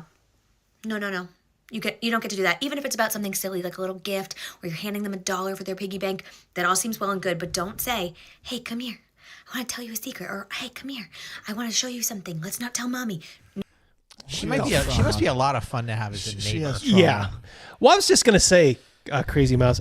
This is someone who doesn't really have friends. Like, and if she does, like when they all get together without her, it's always like, I cannot stand Paige. That's her name. At this point, she drove out her friends. All her friends are her followers. Yeah. I think she thinks she has 1.2 million friends. Yeah. When really, like, she has none. Oh, my Lord. Yeah, T-shirt. She has struggle sessions in bed. No, we always tell mommy. We always tell mommy we don't keep secrets. So that's a big one. Please don't Bingo, do that. Bleecker. Secondly, don't force children to do something they don't want to do. Don't force them to get in a picture. Don't force them to say hi to a weird uncle. Don't force them to, I don't know. Just don't force them to do something. Oh, my Lord. Get in the car. I don't want to get in the car. Okay. All right. Just wait. You're not their parent. It's not your job. 2 weeks. So unless the parent has explicitly asked for your help, leave it alone. Okay? So these are just a few. There's like thousands of things that you should stop doing. These are my big ones. Like, don't do these things to my kids. This one. Don't make a comment about what they're eating, how much they weigh, or the way they look, please. You can say, oh, you look fancy. I like your outfit. That's really cool. She would have everybody like on edge around her. Like everybody would just be so like, am I going to say the wrong thing? Am I going to get the conversation from her there'll again? just come a point where I just don't want to be around her. Right. Right? Yeah. Oh, yeah. Yeah. That happens We're going too. to Paige and Joe's house to watch the game. Mm-hmm. I'm not. Yeah. I got other things to do that night. Count me out. I'd rather just watch the game by myself. Yep. But don't say like, oh, wow, you look so tall and thin, or oh, wow, you're eating so much food. Like, oh, that helps you grow, but be careful. You don't want to get a big belly. No, don't. Yeah. See, I could just keep going, but I'm not going to keep going. So please just stop. I wish you would. It's not your child. Please respect parents, their boundaries, and their expectations with their children. And please respect children. They're people. And if they tell you no, they mean it. If you like this woman, oh God, I mean, there's something wrong with you. I mean, I'm sure there's like millennial women who are like, oh man, she's my hero, but you're fucking crazy. Dave Ann says, confirm Men your kids have are a narrative. overweight. Confirmed. Yeah, exactly. Yeah. Yep. Surly hit that. I don't want to be around her right when she started. Yep. That women withhold sex from them. Women withhold sex if men are not doing exactly what it is that they want. But women aren't withholding sex. I can tell you that. Oh, there's a never comment. once- Guaranteed this woman hasn't slept with her husband in years. Or months, I'm sorry. Yep. Listen on. I've encountered a woman who said to me, I'm not having sex with him until he does the dishes. I'm not having sex with him until he starts helping with the kids. Never once have I heard that. Because first and foremost, So it's got to be a quid pro quo. It's not all about love and right. Even just for yourself. I mean, obviously in this case, she obviously hates being touched, but sex is not yours to have. Her body is not yours. She never has to have sex with you if she does not want to. It is not owed to you. It is not part of the agreement when you get married. it specifically is. I mean, good Lord. I don't know what Bible she was saying amen to. Yeah. Are these Disco says she's getting fatter with each video. I noticed that too. Yeah, I was going to say something. I thought she was pregnant the last video. Because I think that first one was a little while ago. Yeah, so she's starting to fill out. But it's like, do they say that ahead of time? Are you telling your husband to be before you get married? Oh, and by the way, I'm not. That whole sex thing. I'm not gonna. Sex is off the table. Yeah, it's off the table. I mean, I may throw you a bone if I, feel like it once in the next couple years. Yeah. Yeah. It is not. We are now married, therefore you have access to sex with me whenever you want. That is not part of it. It is important to have a healthy relationship. It is important to have intimacy, but that looks different for every couple. And sex can be impacted by so many things. It can be impacted by your mental health, your physical health, being pregnant, postpartum. There are so many reasons. Lack of full-sized baby seats in the back. So these little cherubs are pretty young. Mm-hmm. Sleep. So many reasons couples don't have sex. And that is on both sides. There are men who have no sex drive. There is a reason that there's a medication for men to have sex drive that doesn't exist for women. And so, isn't there hymns for girls? Isn't it that chocolate shit? Do women have like their own Viagra? I honestly don't know. She's a hard off, so I wouldn't, this isn't an issue. We know what the thing in regards to women that don't want to have sex with their husband, and it really is really easy to get rid of. It's like you said, Double D. It's feminism. Yeah. I mean, I don't understand why women want to be like this, and then men have to sort of settle for it. Yeah, it's called hers. Yep. But does it work? But not in her case. He's probably like, boss, can just keep feeding me that overtime. As if a woman is withholding sex from their partner because they're not holding up their fair share of the deal when it comes to domestic labor and caretaking is just, in my Is mind. she Canadian? She just spelled labor weird. That could be. Is TikTok based out of Canada? No. Chat, help us out there. If she has her captions set like that, does that mean she might be Canadian? Maybe. I didn't think she was, but I just say it because labor was O-U-R. Yeah. Oh no, you're right. Yeah, that's the British spelling, which would have carried over to Canada. A pretty made up thing. What Could does be. happen when there is not an equitable division of labor in a marriage labor right or a there was- relationship Yeah. is that intimacy dies. It is very difficult to be intimate with somebody who doesn't see you, who Oh, she's talking about being seen dismisses you and again. ignores Oh my you God. and The acts as though husband you don't see other are than a failure. there to serve them. He's good on paper. It's but he's a incredibly failure. difficult to feel love, affection, and intimacy towards that person because you are not feeling cared for in that scenario. So it's not surprising Where are these that kids? oftentimes in relationships where there is She must have just literally gone out to her car to film this. Maybe like she didn't want to. They're playing in the street so Garibay can run them over. Yeah. Boom, boom.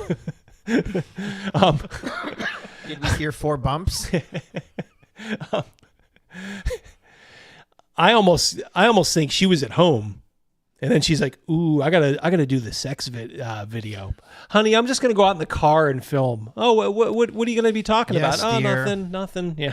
Yeah, Put your wang back in the cage. Well, the nanny's here. The nanny's here. I bet you they have a nanny. No, I bet you they do. Oh, yeah, them. She's never mentioned it that I can tell, but she's not going to. She's going to omit that. Yeah, it would be kind of fitting if they did. That would cinch it. Maybe she's not that dumb, because then she would know, like, people would be like, all right, come on, you're a fucking quote unquote influencer, and you have a nanny, and you're still complaining about not being seen and invisible labor. Not an equitable division of labor, that there is all. She talks like a fucking communist too. I just want to slap. Equitable division of labor. So, a lack of intimacy. That is not surprising to me to hear that. So those crazy fucking come eyes from too. people. Those are dead eyes. Just big. Oh, when he probably met her, he's like, "Oh man, you have the most beautiful blue eyes." But he probably realized, like, there's something a little bit off about him though. Like when you blink, they're just like dinner plates, just staring into nothingness. I'm always leery of when people talk about, oh, we were high school sweethearts, we've been together for so many years, blah blah blah. There's a death in there someplace that they don't want to share. And there's unfortunately with a situation like this, I'm not putting my finger at all women, but this person right here proves it to me. This guy should have had his fun in high school and then went someplace else and found a woman that would actually appreciate him. He's a lineman. It's not easy work, and when there's a lot of work on it, these guys work an enormous amount of hours, and it's not it's not the safest. And, I really respect that. And, like, this dude busts his ass to provide. Obviously, marble countertops. Trees in the background outside. This guy's pulling his weight in many ways, and she's an influencer. She's griping about the dude. He's perfect on paper, but his reward for all that hard work is to be run down publicly in front of 1 million people by his nag of a wife. I am a lineman for the county. I always like that song. Big news this week, Chris Perkins retired from D&D. He's the second big Dungeons & Dragons designer to leave Wizards of the Coast in the last year. Make that the third. Chris Kao, Vice President of Digital Game Development, just resigned. So, I have been talking to my source. Chris Kao, I guess, was involved he was in charge of the whole sigil, the virtual tabletop that they axed. And this person just said that Chris Kao, this guy here, was actually very well thought of by his team, by everybody in that sort of sphere. What happened was, this is I hope you guys are sitting down. He would often be at odds with, like, Wizards of the Coast management. He would ask for things and they would not give it to them. He would ask for, to hire certain people, and they wouldn't, they drag their feet and wouldn't do it. And then when they did hire people, a couple of times at least, let's just say they weren't the right people for the job. They couldn't perform, which kind of put everybody behind on this project. I mean, it was just a clusterfuck. But in the end, I think the fact is they were not supporting this guy. So I have every sympathy for this Chris Kao. I mean, he probably put his heart and soul in, as did every member of that team. And, the reward is it's all vaporware. Plus, massive tariffs shake up the board game industry. You don't want to miss this Dungeon Craft.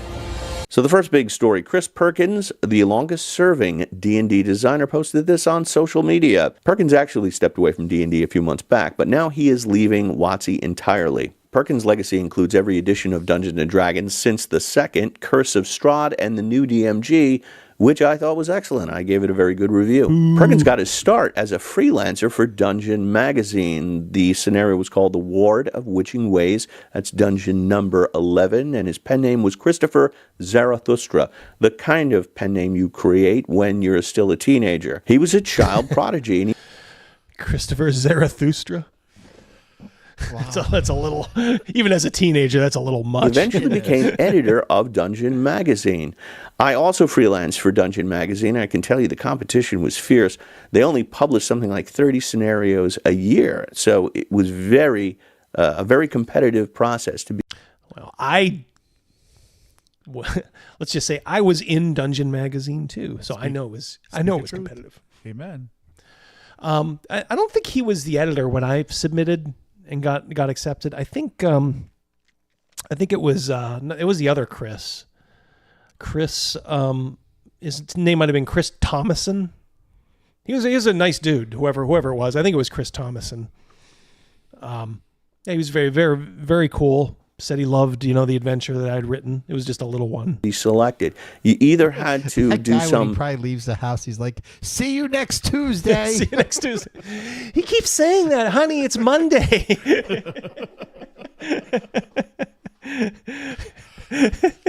New twist on an old monster, or included different monster that hadn't been used before. Like I used a Revenant for one. And you also had to come up with a setting that was unique and hadn't been done is that before. his? That was really.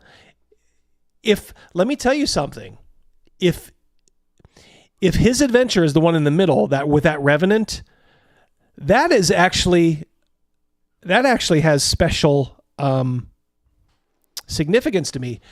When my wife, Mrs. D, was kicking the tires and being like, "Hey, you could leave every Sunday." We were playing at another guy's house on Sundays back then, and she was like, "I might like this. I like all that fantasy stuff." I said, "Well, let me run an adventure for you to see how you do." And this is the adventure that I ran for her. I distinctly remember it because I have this issue. Really tough, and I got a lot of rejection letters. When you're writing, you always think your ideas are the best, and how could they reject them, and what did they take instead of mine? And every time the magazine would arrive, I would open it up, and I'd be like, Perkins! But the fact is, he was a much better writer than me, far more creative, and he eventually became the editor, and he has the distinction of having worked for TSR, Peter Ackison, and Hasbro, and I wish Chris Perkins all the best of luck in all his future endeavors. My patrons want to know, what do I think he might do? And the answer is, he could do anything. He's a great live DM. He did D&D live, so he could go That should be what he does. Realistically, that's what he's best cut out for. Brennan Lee Mulligan route. He could head up his own game studio. He should not head up his own game studio. I don't think he has the chops to head up a game studio. I don't know what A lot you guys... of people say they have the issue that was on the left. Mac said it, Chadow said it, and Van said it. Let me go back.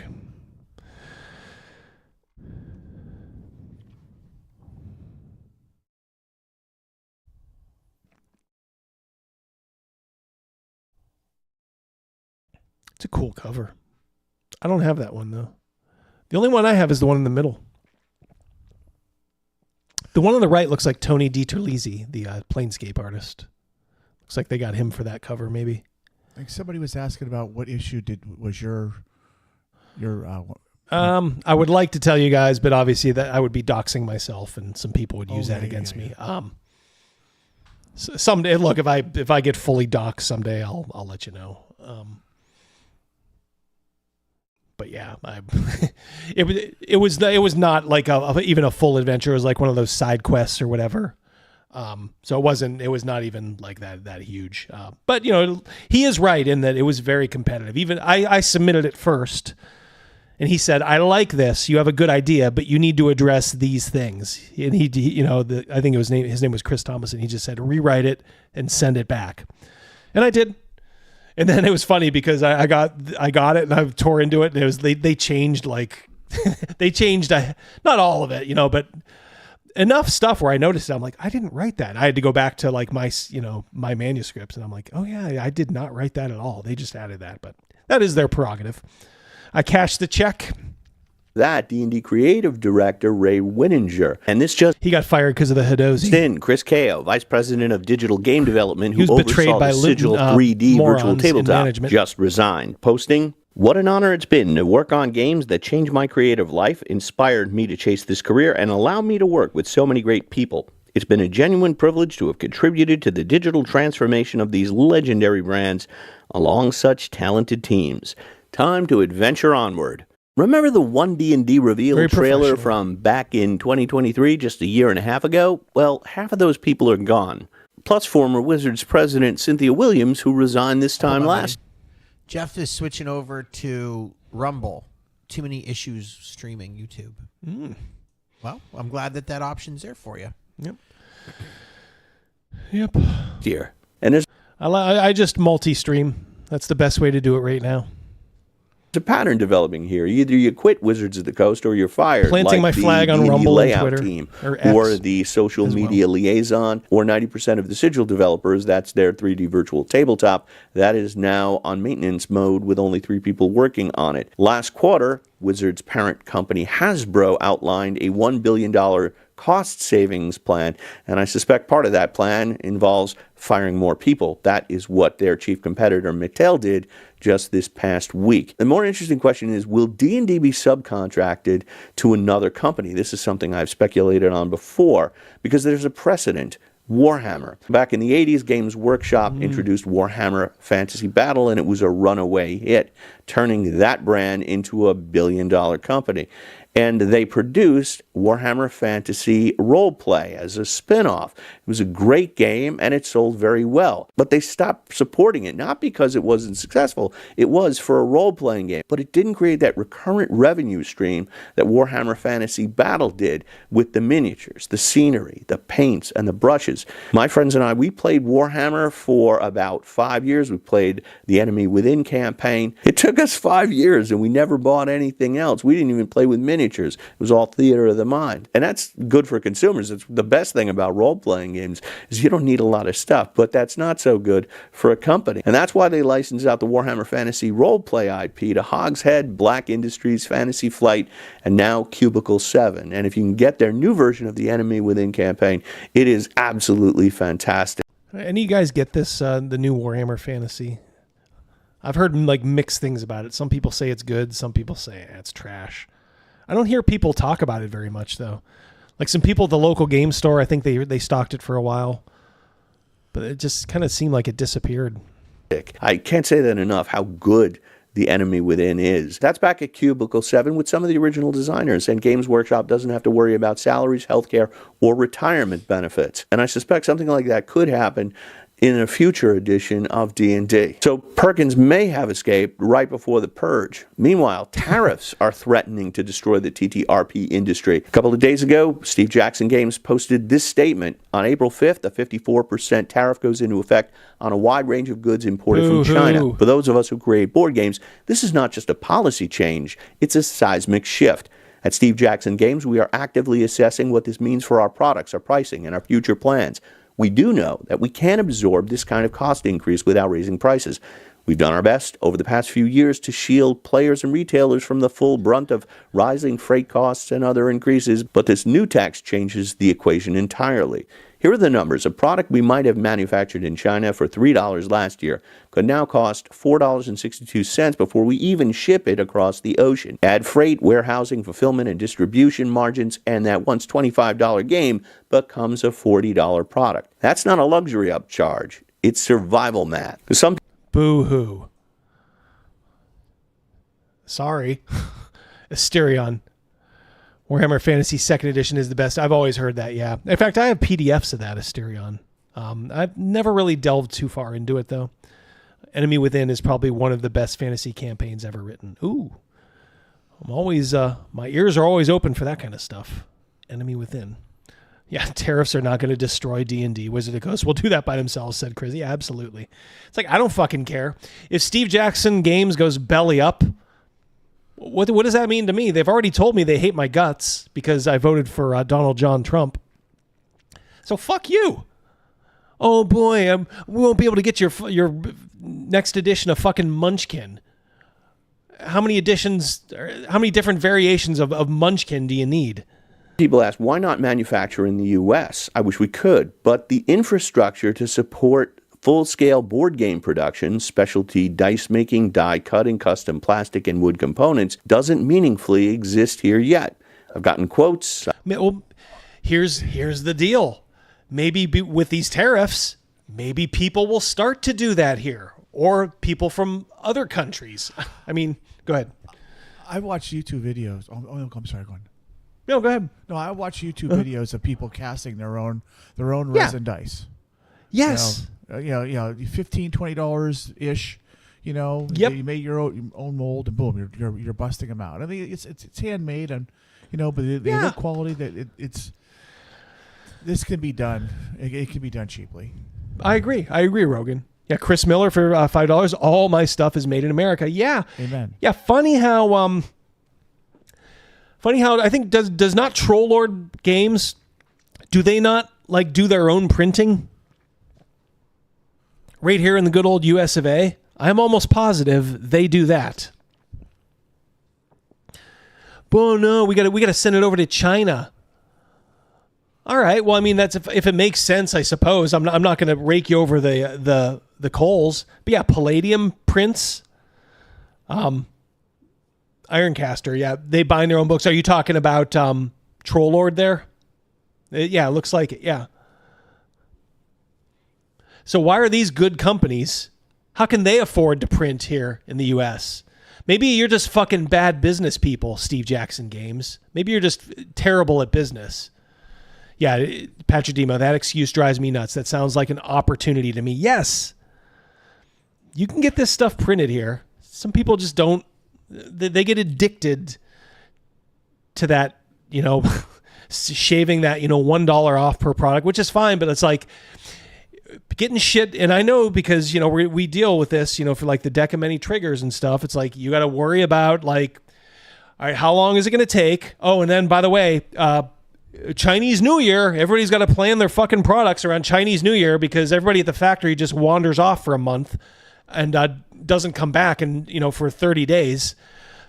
It's like, oh, and then, oh, our product is on a fucking boat coming across the ocean. You can track it through GPS. It's still going to take a fucking month. Yeah, which companies of the Seattle RPG Guard will use this as an excuse to push more digital content and undermine their own physical products to save a buck? Well, I would say Wizards of the Coast, Jeffrem, thank you very much too. But they're already doing. They pretty much already stated that's what it is. It's just a matter of how quickly will all of them use this. Because yeah, they view books as, you know, something they don't want to get into, and I say that's fine. If your market is all digital, great. You know, they can fuck off. Everything Troll Lord makes is done in the U.S. Yep, that's why I like those guys. Most of them are local in Arkansas. Their dice are made down in Georgia, says Badger for $5. It's a great company. Castles and Crusades is a great game. That's why what a great call. You know, going with those guys. Good guys. Like I said, I met Steve Chenault at Gen Con. He couldn't have been a nicer guy. Could not have been a nicer guy. And yeah, they're employing people here in America. And you know what? Oh, this is just crazy. How could this possibly be? Somehow I was able to help. They had like a special $25 players handbooks. You know, if you bought like a certain number and we needed them, you know, when we were switching over there, it was like I bought like 5 or 6, and then these guys just paid me back. But I think it was like $25, wasn't it? I think so. I think that's right. That's not exactly breaking the bank. Should have had Ed McMahon on our drop. Yes. Yeah, you are correct, sir. Talk to the factories. Even when the willingness is there, the equipment, labor, and timelines simply aren't. Like and subscribe. It really helps the channel. Thank you. As my colleague Stephen Glicker at Roll for Combat pointed out, books only have a 7% tariff, but dice, miniatures, boards, and ink are a 54% tariff. Good. So let's say I want to produce a Deathbringer role-playing game. The rulebook would be subject to a 7% tariff, but if I want to include cool dice, miniatures, tokens, a GM screen, and an ultimate dungeon terrain, that's subject to a whopping 54% tariff. So don't do it. Focus on what you're good at. Okay, if you're writing an adventure, that's what you're good at. Okay, don't get over your skis and start including dice. That stuff, fine, it's a luxury. And you know what? When all this stuff is settled, it will be settled too eventually. They will come to heel. Because pretty soon, we're going to have deals with a lot of these countries, you know, who are our allies. And pretty much China is going to be the odd man out. And guess what?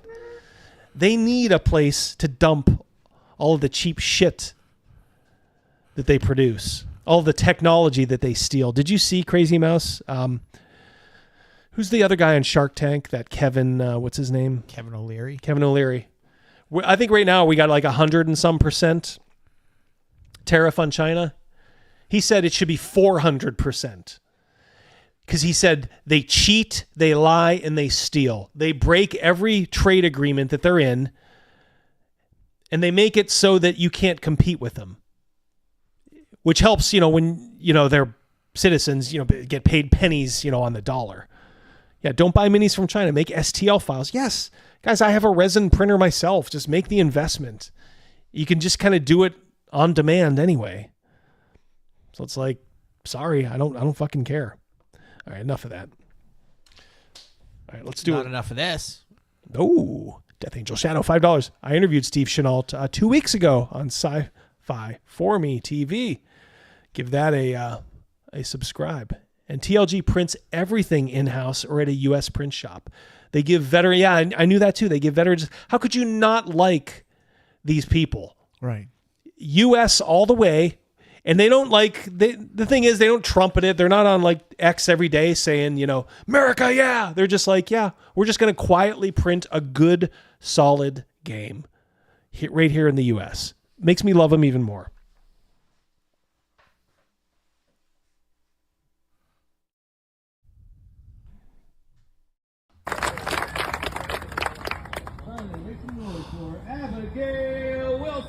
Disc golf. She's about ready to go up. Gabby! Psych.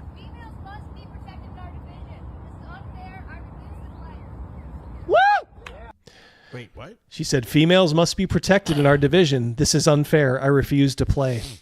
What do you think? Who could be in that field that would cause her to do this? To actually have balls?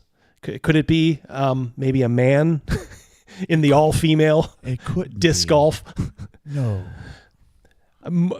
You women, you got to do this. I know it's hard, but you got to keep doing this stuff. Have a nice round, everyone. We will. Definitely will. Yeah, we definitely will. Go compete against the Troon. Go ahead. Do they show them? Wow, you hear that? Somebody just yelled, enjoy the couch.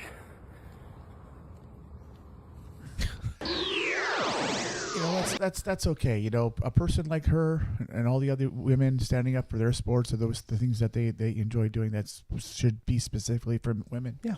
That just bounces off of them. Little statements like that. Yep. They're doing the right thing. They're making a stand, and it's being heard. Yep. Keep doing it. Keep doing it. The right people will always back you. I know MAGA is 100% with you. Nobody in MAGA likes this shit. All the people who will say MAGA folks are misogynist, will pretend that we hate women. But when it actually comes to standing up for women, to put your money where your mouth is, they're the ones standing up for the Troons. The question before us is the passage of House Bill 1312. All those in favor say aye. All those opposed say no. The ayes have it. The ayes have it. Colorado. What the hell? Yep. If you misgender your child, the state of Colorado apparently wants to step in. Let me be perfectly clear. The Democrats in Colorado. The Democrats in Colorado. Let me repeat that a third time. The Democrats in Colorado, except for it looks like one here, want to take away your kids for the sin of dead naming or misgendering them. This is fucking insane. Are you? If 2 years ago, would you have ever thought you'd be here, Rogan? No. Or you'd be like, oh fuck, I got so much more in common with MAGA and everybody on that side. These people are insane. You're gonna rip children from their families because a kid is being a kid. What if, let's say, all right, so you even had these progressive parents who are transitioning their child. Let's say they forget a couple of times and they quote unquote dead name, back to their birth name. This kid, if he wanted to be a dick, he or she, whatever it is, they could say like, oh yeah, they routinely dead name me. Oh yes. I want to be, They could just say it without it happening. We know how kids are. Yeah. They do that shit. Keep voting Democrat. This is what you get. I mean, at some point, yeah, it's a broken record, but I got news for you. Every week I got new fucking material. So it's not like it's going away. It's not like, oh, he keeps talking about the same fucking thing. Well, this just fucking happened. I thought it couldn't get any worse than quite a while back about mothers. What is it? Birthing person? Oh yeah, birthing people. People with a uterus. Yeah. On a different note, Badger just said Kelsey's Kickstarter's 2.4 million. 2.4, yeah. Excellent. Good for her, man. Good for her. I got no problem with Kelsey Dion. Like I said, I'm very happy for her. Like I said, someone who just walks into the BroSR and yeah, you guys are all right. Whenever people on Twitter sometimes just get so wound up by them. And I'm not even saying, I think even I was a couple of times. But her just having the balls to just be like, hey, yeah, I guess these guys, they have something cool. Bill 1312 has passed. So funny to me. So funny. Me with a fucking man? You're cheating on me with that fucking man, Brian? Are you fucking kidding me? not, bro. Who is that? Trying to find a hero in this story. I don't think there is one. Pregnant woman catching her boyfriend cheating with, and she, as she puts it, an old man. Who is that? It's my friend from fucking gaming, bro. You just fucked that guy? No, it's my friend from gaming. You just fucked that guy. No, that's my You friend just from fucked that Xbox. Oh my god, Brian, you just fucked that That's guy? my friend from Why Xbox. weren't you answering me? Because I didn't have my phone on me. We were playing Xbox, bro. That's my friend from Xbox. Can you please just leave me alone? Why does he have no pants on? That's the best part. Fucking him. He makes a I wasn't. reappearance That's too. my friend from Keep your eyes open. Xbox. Just fucking him. No. You're cheating on me while I'm pregnant. Oh, just go. I'm calling the police. You're gone. You're getting Can we evicted. go? You're just cheating on me with a man. No, I. Can you get the police called on you for cheating? I'm not saying I agree with him cheating, especially with another dude, but you never know with how crazy this woman is that maybe forced him to cheat. People are saying this is going a on setup. Facebook. That man Is had it no really? pants on. That's all on video. No. Oh yes, it is. You're cheating on me with a man. Fine, whatever, man. Can we go? You are done. A You're dude never that seeing calls a your woman fucking kids bro again. Whatever, bro. is pretty low on my list. Looks like Hank from Breaking Bad. Yeah. He's got a flavor saver working, doesn't he? Treasure trail. That's why I don't shave mine like that anymore.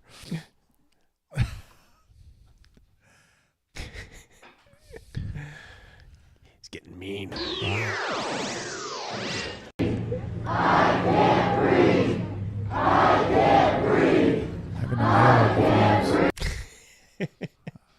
I can ride it too if they need.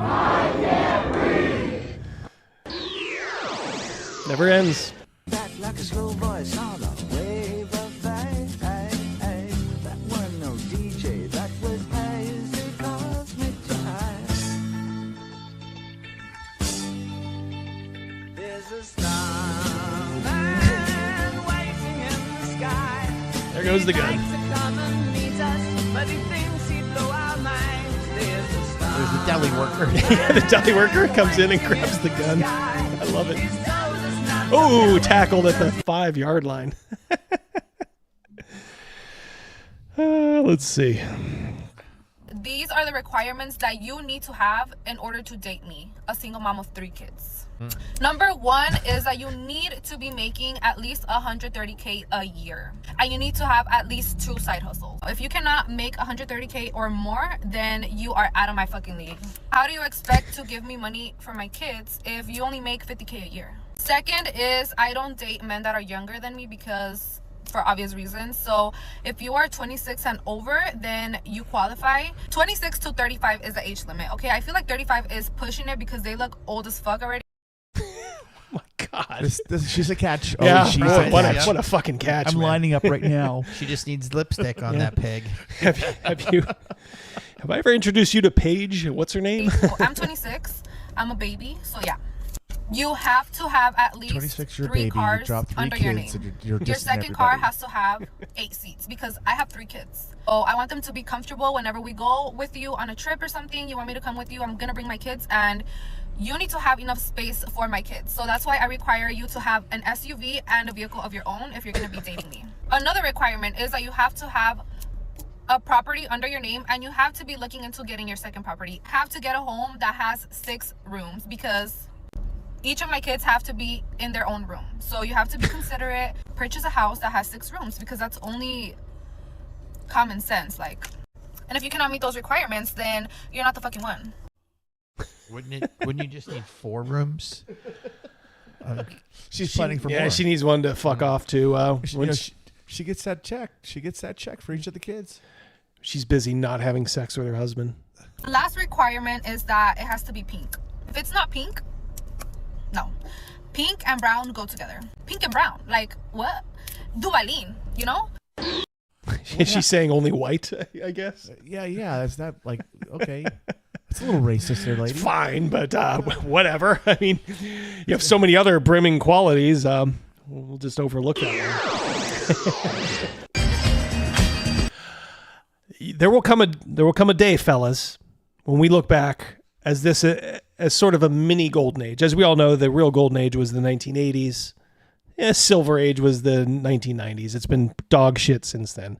But this little peak of the Trump era. This is an official White House post on X. An official one. These are all like the criminal scum that they're getting rid of.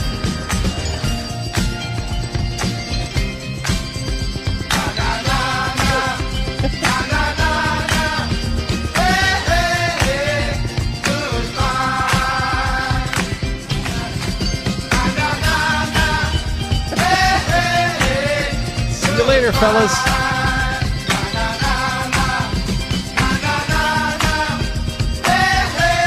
Look at that flight to El Salvador.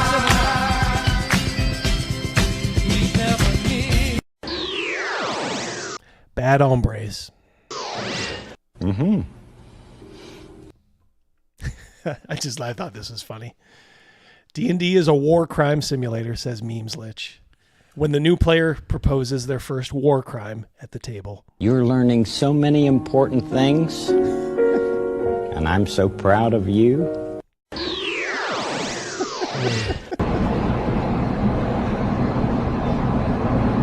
Trans women are men. Damn right they are. What are you doing in Naperville? Just walking around with this. Why?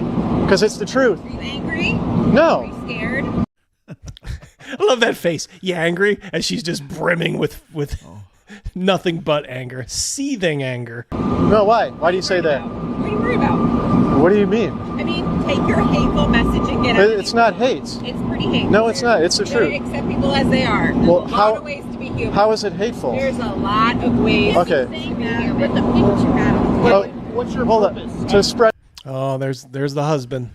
The boyfriend, whatever. Well, he's going to support his woman publicly, and then he can have sex with her later. Yeah, that's right. I'm not outraged, but I have to do this. It's called quid pro quo. The truth. Oh, what? The truth of what? That they're. She keeps interrupting me. They're men. They're men. Really? Yeah. How do you know that? Hey, watch it. Watch it. Watch what? No, you better fucking watch it. Don't approach me like that. You need to get out of Naperville. No. No. Hateful message. No. These guys know that they'll face no consequences. That's why they puff themselves up. These leftist douchebags. God, I want to see so bad at some point. Let's just say them getting their comeuppance with a right cross. I'm gonna stand here as long as I want. You better stop stepping up to me. Rights. We got cops everywhere. Yeah, you better fucking stop. Get the hell Yeah. out. You come here for the purpose We've got family. No, let's spread the truth. I am so down with trans people because my wife told me so. What the fuck? Cal. Where's the cowboy at? Your name is Toby. It's just unrelenting Tobies for you. You guys need to calm down. You're both out of control, actually. Calm down. Yeah. Really? Yeah. Quit walking up to me. Barbie's been a princess way too long. Barbie's got a gun with no safety. What is that on her chin? What do you think that is? I hope it's not. I hope it's not a fly. On. It's going home. It's going home. When I fucking talk. Barbie thinks Ken is about to get shot. He was just trying to get some food. Oh, Crazy Mouse. You're going to love this one. Crazy Mouse, for those of you newcomers. Gig app worker. 7 years. 7 years now. God, where's the time gone, huh? Altman's decided to order the man food. I opened my car. I was going to go get him some food. Homeless guy trying to help out. So how do you think he was? Literally, the second I opened my door to step out, he just like starts stabbing me. Fort Worth Police Department says Quindarius Cartwright is the man who cut Altman's in the face and chest. Photos of the bloody gash are too graphic to broadcast. Genuinely thought I was going to die. It was so much blood. Walked in Waffle House. They were freaking out. I mean, I'm sure it's probably a traumatic thing for anyone to watch. Video. Yeah, it's just a Saturday night at the Waffle House. Somebody walks in. Yeah, another chin plus a fly. As a you got a bonus fly there, Patrick. Of Altman's recovery. I was trying to go home, but she was keeping it under lock and key for most. Shows his swollen face and stitches. Most of the stab wounds, like to the body, weren't really too bad. It was just when he stabbed me in the face that was like, it was really bad. On top of injuries, Cartwright reportedly stole Altman's car and joyrode it to a strip club in North Fort Worth. Let me explain something to you. And I know people will go like, oh, well, I know somebody, or, I was homeless people and transgender people all have mental issues to some degree. Do not engage. Don't engage. If you're tossing a dollar or a quarter in something, that's fine. Don't start a conversation with them. Hey, partner, how can I help you out? You want to come to my house and take a shower? Yeah. Stabby. We'll play Xbox and... yeah, do not engage with... yeah, exactly, Chato. Yep. Don't understand the magnitude. The girl in the blue is a pro-life activist. She is against abortion. God bless her. Having a child. I'm not the one who admitted they would be okay with killing babies in foster care and killing children that have been abused. That's not the point. What I'm saying. There you go. Yep, there you go. For standing up for the right thing, this is what you get. Okay, so don't worry about pissing people off when there's women out here doing this kind of stuff. Okay? Getting punched in the face by a gorilla. And she's got to endure this. Harambu? Yeah. Was that gorilla's name? I think is it? Harambu? Harambu, yeah. I think so. Chat will let us know if we're not. So props to her.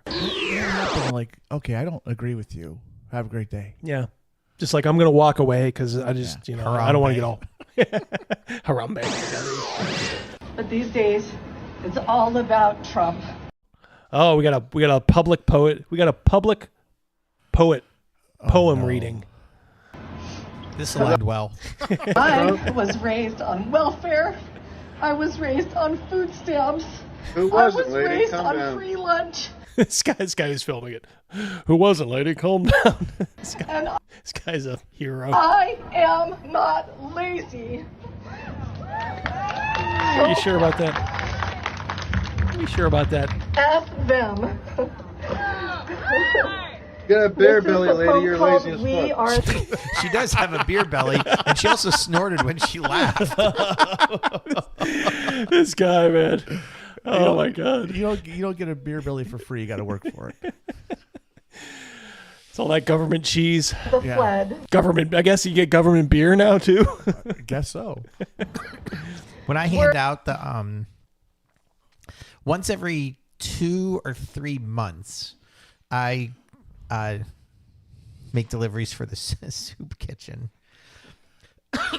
I've not taken beer to anybody. It's okay. Thank you for clearing that Everyone up. gets a box, and then they get like some produce and all that other stuff. There's never a case of beer. Fair enough. Words to express the pain we all feel, watching as men our government steal Like a fire-breathing dragon, I curse in my car. Oh, that song is Cursing you know we're gonna play these it. men to the depths of hell, wishing them death by the worst of disease.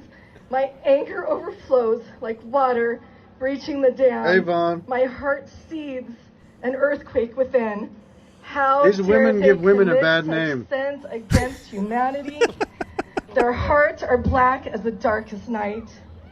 Such hatred, such evil, held in sacrilegious souls. How dare they? Now is the time, turn that tide.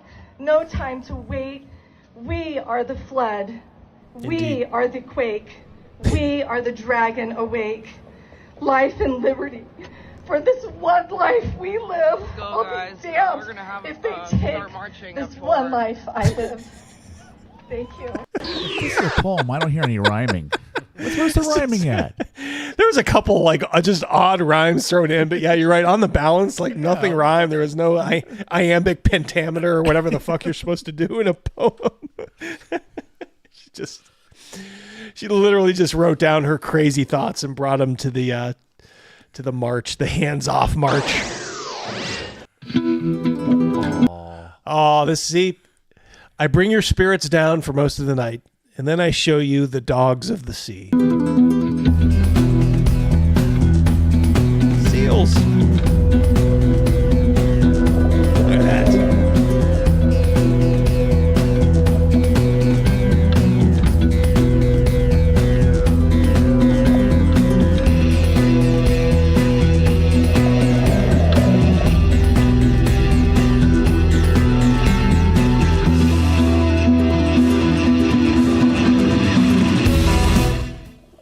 Always need a colon cleanse like that, right? Yeah, absolutely. A little bit of goodness. Watch this. Keep your eyes on them in the corner.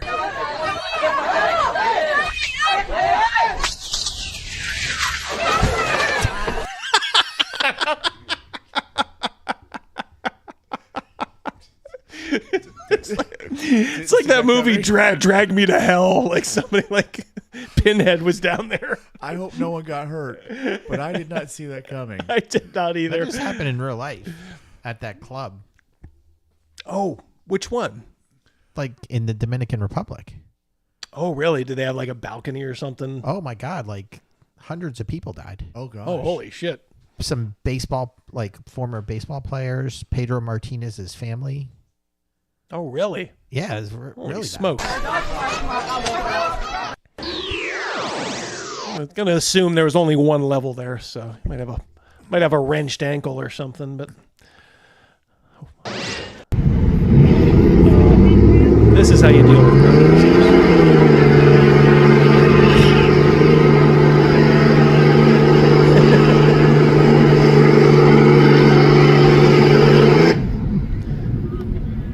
Woo! I love the woo.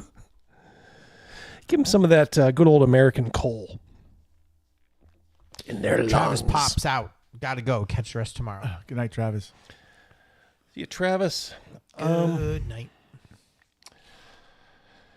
Oh boy. Yeah, we probably reached a good spot. We can do our O&R. We had a dense night. We'll follow it up with a little bit of live play. Packed a lot in there. We did. It was very emotional. We toyed with your emotions. The thing I'm coming out with tonight, that Page woman. That was very disturbing to me. It is just knowing that I don't want to say they're a majority of the women like out there, but man, there's just seems it's a like growing number. It's just too many of them. And even if they're not like that, they'd view that and go like, oh, what's wrong with it? Never cut a good man down, man. Never do that. A lineman for the county. Hands-on kid. Fantastic on paper. Well, then you're looking for things to point out. Uh-oh. Either my house is on fire or somebody just opened up the oven. I don't think your house is. Yeah, I don't think it I is think either. she's on- I think she's on top of it. Daughter D is upstairs making dinner. Everything okay, honey? Okay.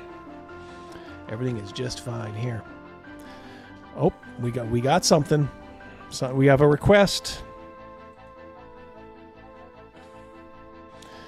Bitter dregs. Bitter dregs. There you go. Yeah. I got a new game coming out May 1st called Husk. Please check it out. Is that the B one, Chris? Is that the one you were showing us in the private chat? If it is, that looks pretty good. Pretty good, guys. Oh, you know what? We got to do that. Yep. We got to do our giveaway. Get something in the type something in Yeah, the chat. type something in the chat. This is for an issue of Mad Scribe magazine. Compliments of Chris Miller.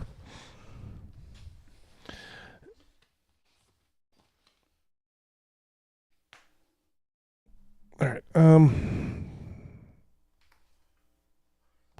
We're not going to fill every hole. No, we're just active chatters. Okay. Viewers, regulars, moderators. Yep. Pundit has a new book coming out called The Last Vikings. Ooh. Last night on self-promo Dino Chrome test drive tomorrow. There you go. There you go. Thank you. Last night on. No Wonky tonight, but check out his channel. Yep. If you guys want an issue of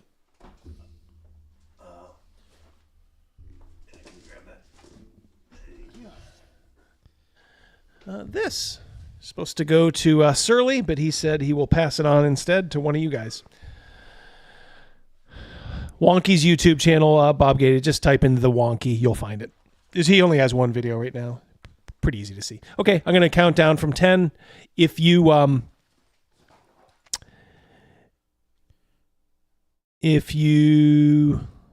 want to win this, you got to type something in the chat. So 10, 9, 8, 7, 8, 6, 7, 9. I think I'm going up. If I remember my Spanish right, I think I'm going up. All right, so 5, 4, 3, 2, 1. Last chance. Type something in the chat, even if it's just a letter or something. There you go. Zach Zander has the right idea. Just typing in yo. Okay. Here we go. Who's going to win the Mad Scribe? It is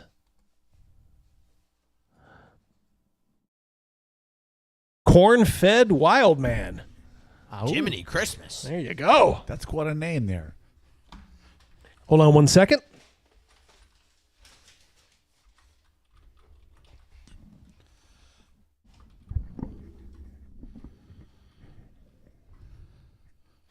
I'm putting in my the business email.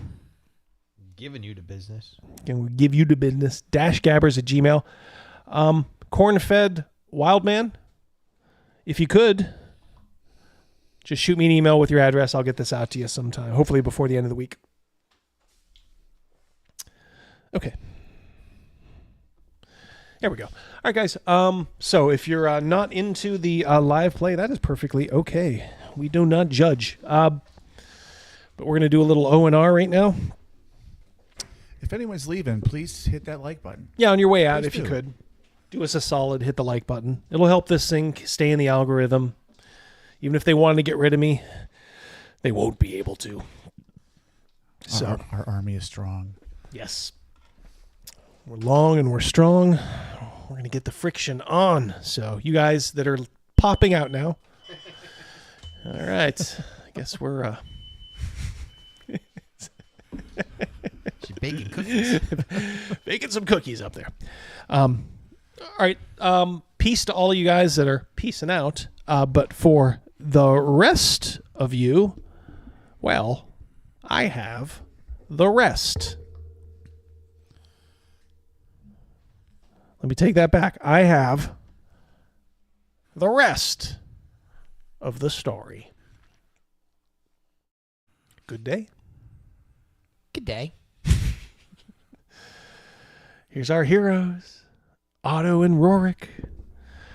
I'll tell you what. Let me do a little. We'll do a little. Even this still, I have not updated the end. I got to chop the end of this off. But this is Greg Gillespie's excellent promo for his excellent game, which we are using, called Dragon Slayer.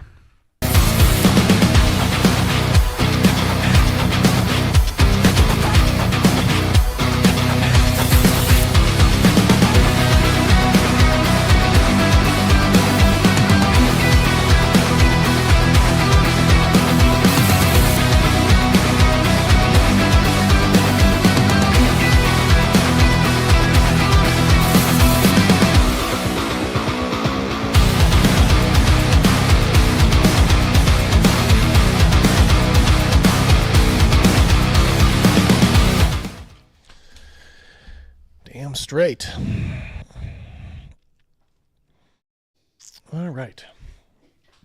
Get that off me a little bit. Put it down here.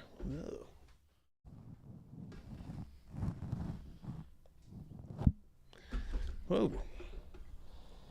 Very professional here. There we go. All right. So many of you remember the Chris Miller, have a good night. See you, Chris. The guys, well, the whole company was heading to a lost city, one that was blasted. Otto, Rorik, Aurora, and Tariffs picked up three helpers, Marcellus, Mordecai, a couple of mercenaries, just hired muscle.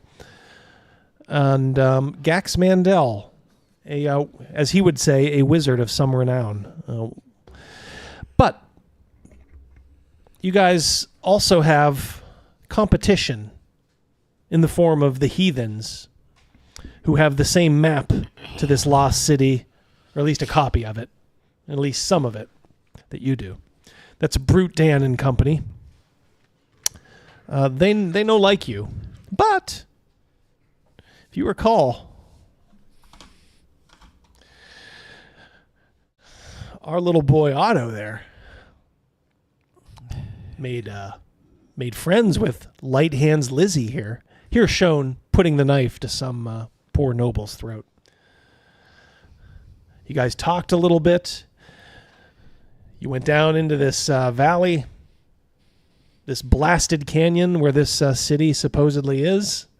And you rescued her, as her and the heathens were a little bit ahead of you, and she got herself captured. Me and Mordecai. I didn't do it by myself. Yeah, you and Mordecai did.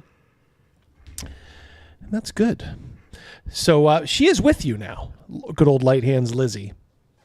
I'm not going to add her. I'm running out of room on the screen. We need to kill some of these people. Okay. You've seen the warnings, too. You know, some of these have been... What it appears like, because the creatures that captured Light Hands Lizzie were like orcs, like savage orcs from, the mountains and beyond. So it appears that this lost city, there are things down here.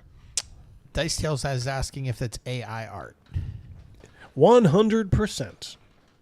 Yeah, 100%. Don't like using it for like professional products. Like my adventure is not going to have any AI art because I can afford to pay good art for good art. But for stuff like this, I'm a huge believer in just using it for your own personal campaign. All right. So you guys are down on that canyon floor. You've just brought Light Hands Lizzie back to the crew. I believe that's where we stopped, right? It is. Aurora says, well, I see we have a new... She was not in love with this. Yeah, she's not in love with it, yeah. She was telling you that this chick is trouble. Right. I'll assure her like that.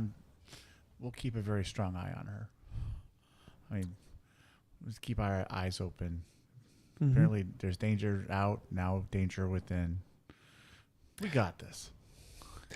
Lizzie says, "Well, it seems like at least temporarily, I'm at your disposal." She says, I will apply any gifts that I have toward your end. I would maybe request an equal share of anything if I do prove myself. We'll worry about all that when it happens. She's like, oh, okay. You notice, Tyrus has the map out, and he says, we need to go this direction. He points to a direction, sort of like north and east. He says, let's be careful in case there's any other patrols out there. Okay? And you can hear through this canyon the rattlings of like screams, echoes, marching even. Oh, yo. Oh. We make holes in teeth. We make holes in teeth.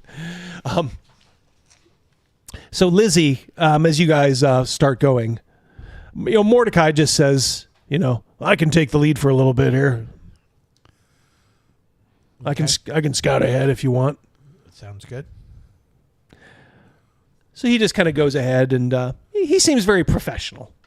It seems like you're lucky. You have a couple of professionals in Marcellus and Mordecai. Gax Mandel, you're not sure of. He's a bit of a wild card. To be determined. TBD. TBD. TBD.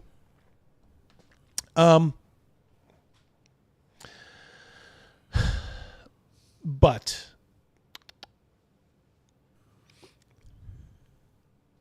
oh, there we go. Otto's working on. Oh no, he won't. No. The three ways: me, Lizzie, and Tyrus. Yeah. Were you just fucking that dude? Where's his pants? Hold on one second here. I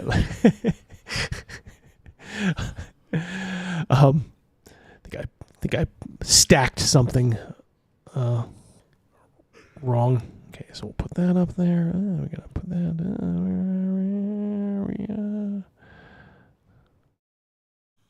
Maybe not. Okay. Oh, there we go. All right. I went to figures, at least temporarily, because we may need them.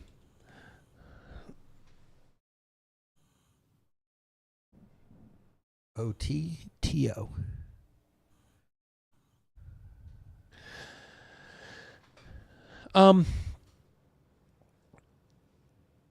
As you're going, Lizzie sidles up to you, and she says, "So, any good scores from these guys?" She points to the rest of your party. She's like, "Don't tell me you haven't pilfered a little bit from them." No, I have not pilfered from them, and I won't. She's like, "You got to, kid." She's like, "How are you going to learn?" She's like, "You can give it back if you want, but you got to practice all the time." She's like, "Seriously, just start stealing stuff. And even if you want to put it back, that's like double practice." I will not do that. She kind of chuckles and says, "You're in the wrong line of work, kid." Okay, fair enough. But you may thank me someday for this bit of wisdom. Practice makes perfect. You guys come to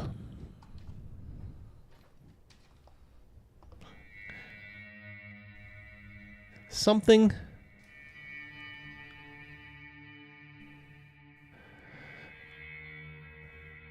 which takes your breath away. You turn a corner, and there you go. Everybody just kind of stops, much as these adventurers are pictured. You're starting to now see, oh shit, this is the city that was blasted by a vengeful god. Gax Mandel reminds you, behold Anu Aya's works. He turns to Tyrus and says, Where do we go from here, master? And Tyrus says, I think over there, he gets out his map. He's still being a little judicious with it, especially with Light Hands Lizzie around. He's looking at it. And he says, over there.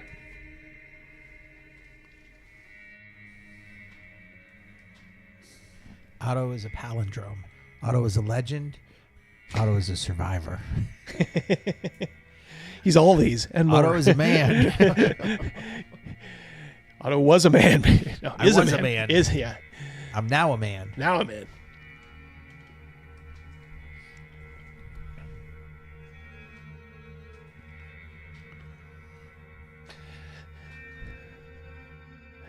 So, you're staring in this canyon, and there is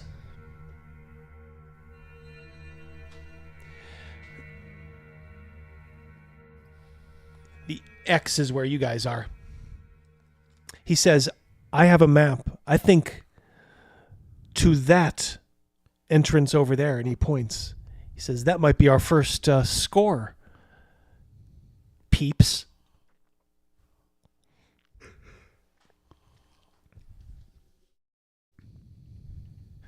Marcellus says, well, okay.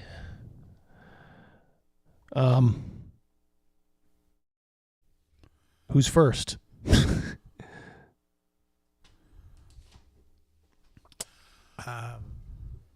To go over and just check it out? Yeah. You see, he has a fairly detailed map. What do you say, Otto? All right, we'll go. You guys are volunteering? Yeah. All right. Aurora kisses you on the cheek for luck.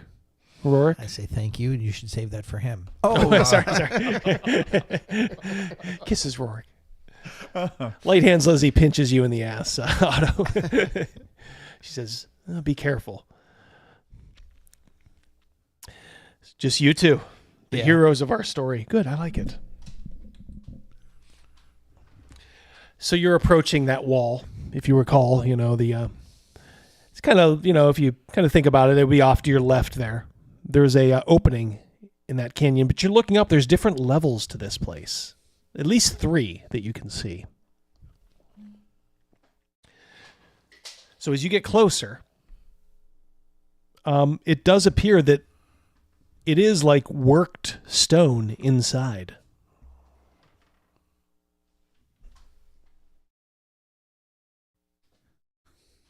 I'm going to do the entrance up here. Okay. Stealing a man's pants while he's still in there. That was funny. It seems like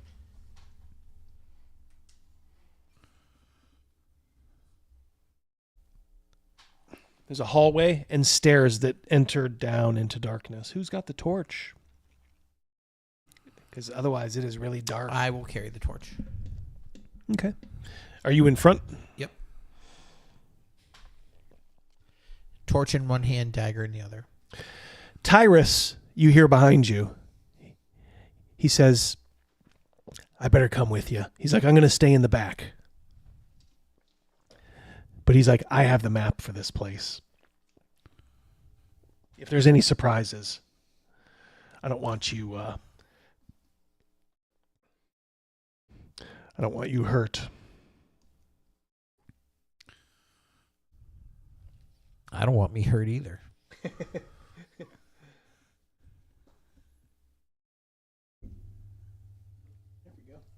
You lost your little name tag, Rorik.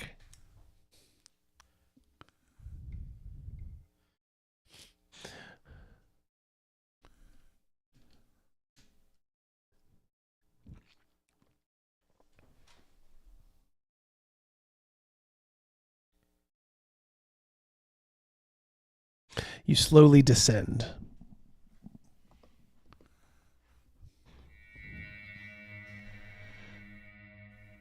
So there's like a little opening.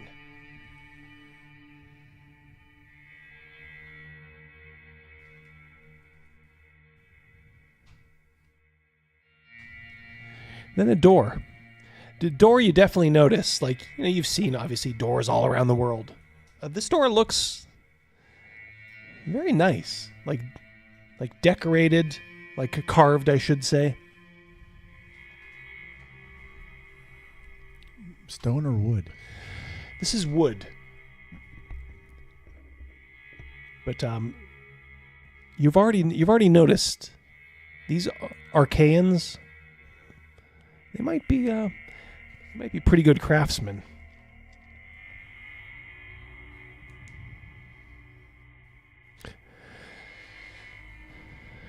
To your left, down the goblin.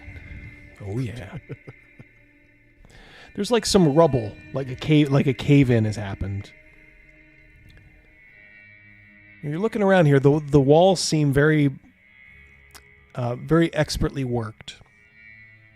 In front of you is a door. What do you do? I'll check it. Locked or not locked? It looks unlocked. In fact, partially open. I'll slowly open it.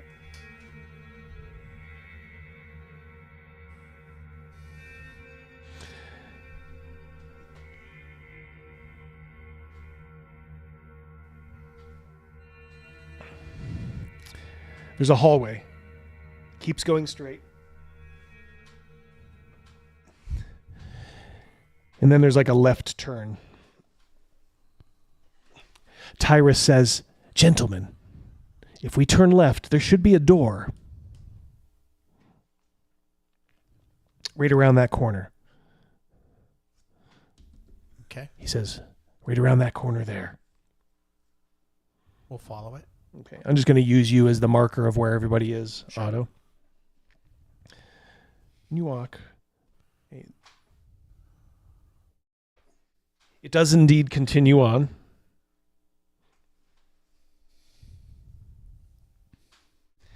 And it continues on in both directions.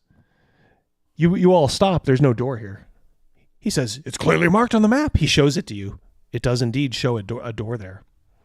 I'll look for a secret door. If you'd like, I can hold the torch for you. Yep.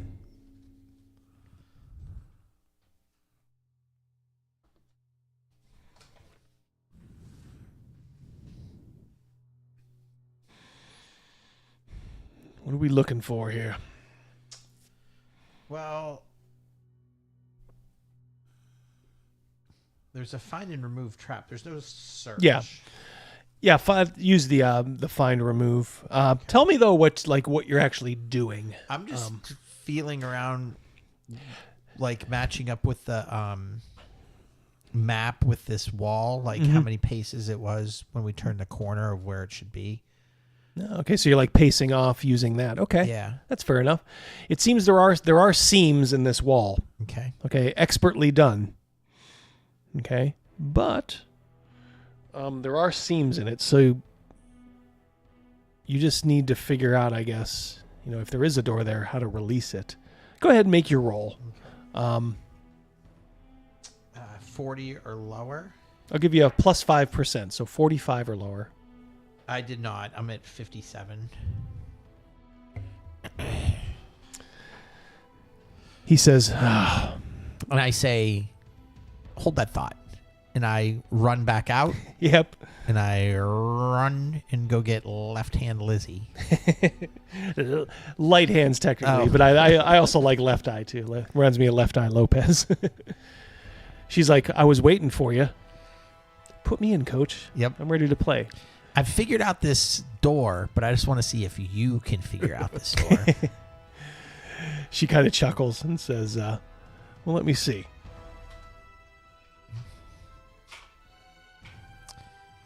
Our map says there's a door here, and you tell me if you can find it, because I know exactly where it is. Is that 28? Yes, it is. So she got it. She got it. I say, right there. You were right. She presses a stone, and then she tells you. Lazy she says, eye Lizzie. Lazy eye Lizzie. She does say. She says, "Kid." She's like, this is what you got to look for. And she does give you like some practical advice. Yeah. Like, do you see the slight indentation here? Over the years, they must have used this. You can kind of see the gentlest outline of like a hand, Looks like a bit longer than a normal hand. She said these must have been interesting people. Surly ones. So Gax Mandel is all one name. Oh, yes. Yes. I love that name. It's a combination of Gary Guy Gax and Howie Mandel, looks like. It just has a ring to it. Gax Mandel. Gax Mandel.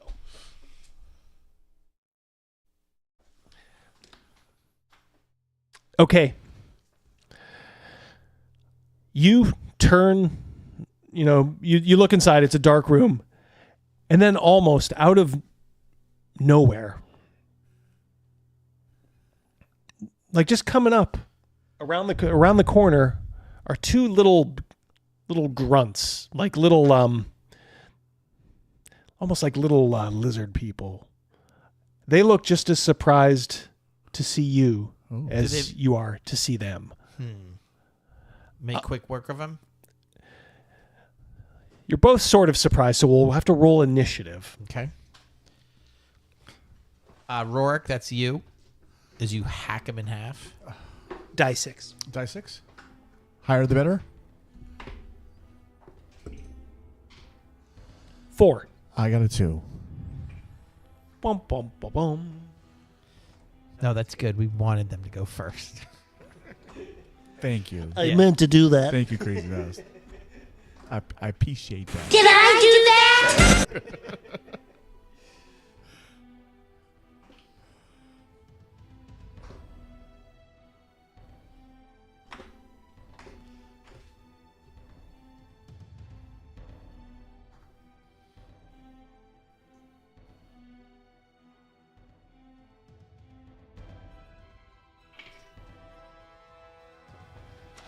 Oops. Is it dice left eye? Yes. Yeah. Yep. Bump that up a little. All right.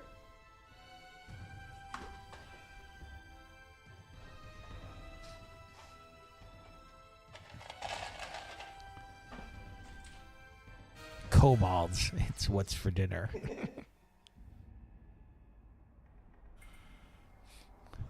Just like chicken.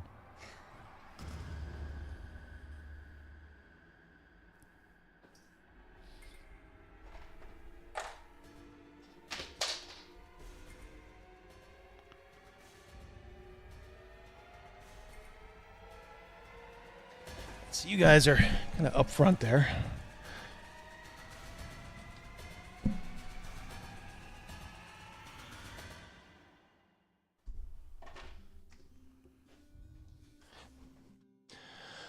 Oh boy, they go first. Well,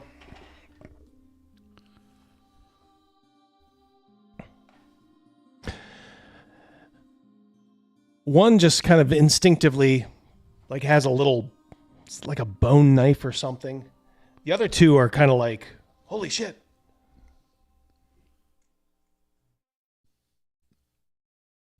They're like fumbling to get their weapons out. But one comes up to you and tries to stab you, and it looks like he's going to try to like stab and run if he can. Okay. Okay. That is a 3. That is going to be a big old miss. Okay. The other ones are now armed. They're kind of on that side. Rourke, do you want to move in first? Sure. Give him the death blow. Now let's just a D20 straight up plus any modifiers. Yeah, their AC is let's see, 7. So what are you adding to your roll?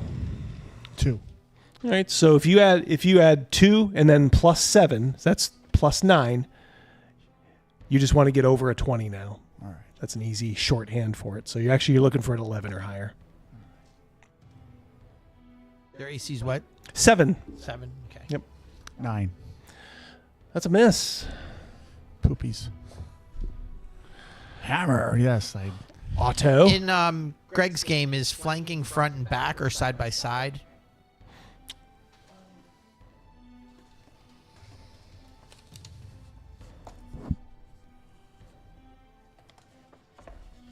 Let's even see if it comes into play. It may.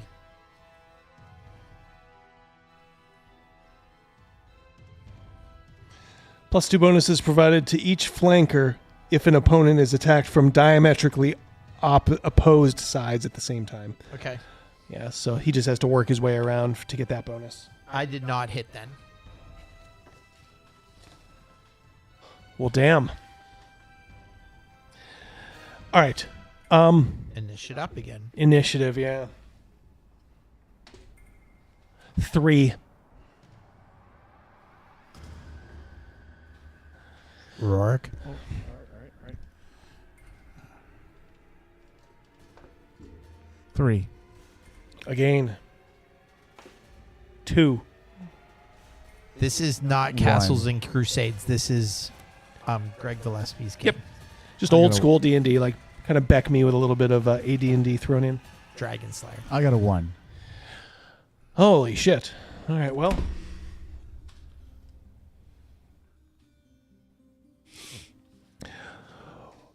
One is coming on you, Rorik. But that's a 6, and that's not gonna do it. What's your AC? It would be a 4. Yeah, no way. The other one is still gonna more kobolds coming soon. Maybe not. Looks like he's running right out to where our friends are. Yep. Unfortunately, Otto, you are hit. Okay. I have 21 points. Well, you can subtract 4 of them. Oh, you little rat bastard. Yeah. You little kobold bastard. Yeah. He makes you bleed. I'm not waiting. I'm attacking him. Lizzie wants to come up like between you, but there's no gain. Like there's no way she can get in. I'm gonna, as I attack, and I'm gonna be confident here. When I hit, I'm gonna move him so that I can make room for her.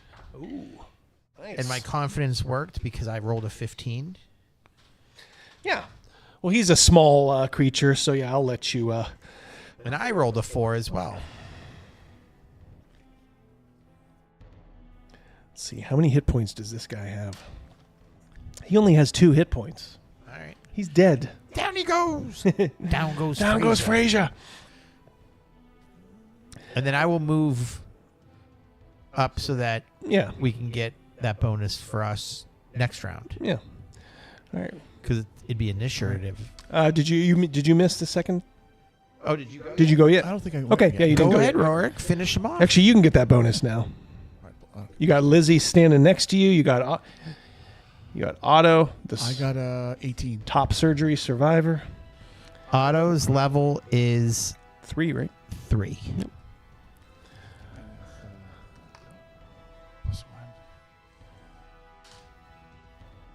Got to beat 4 hit points, amigo. Can you do that? It was 6 plus 2. Cut him in half. Yeah, this guy's dead Darth too. Maul the Jeez. Black. Hammer Lord. time. What's up with these kobolds going down?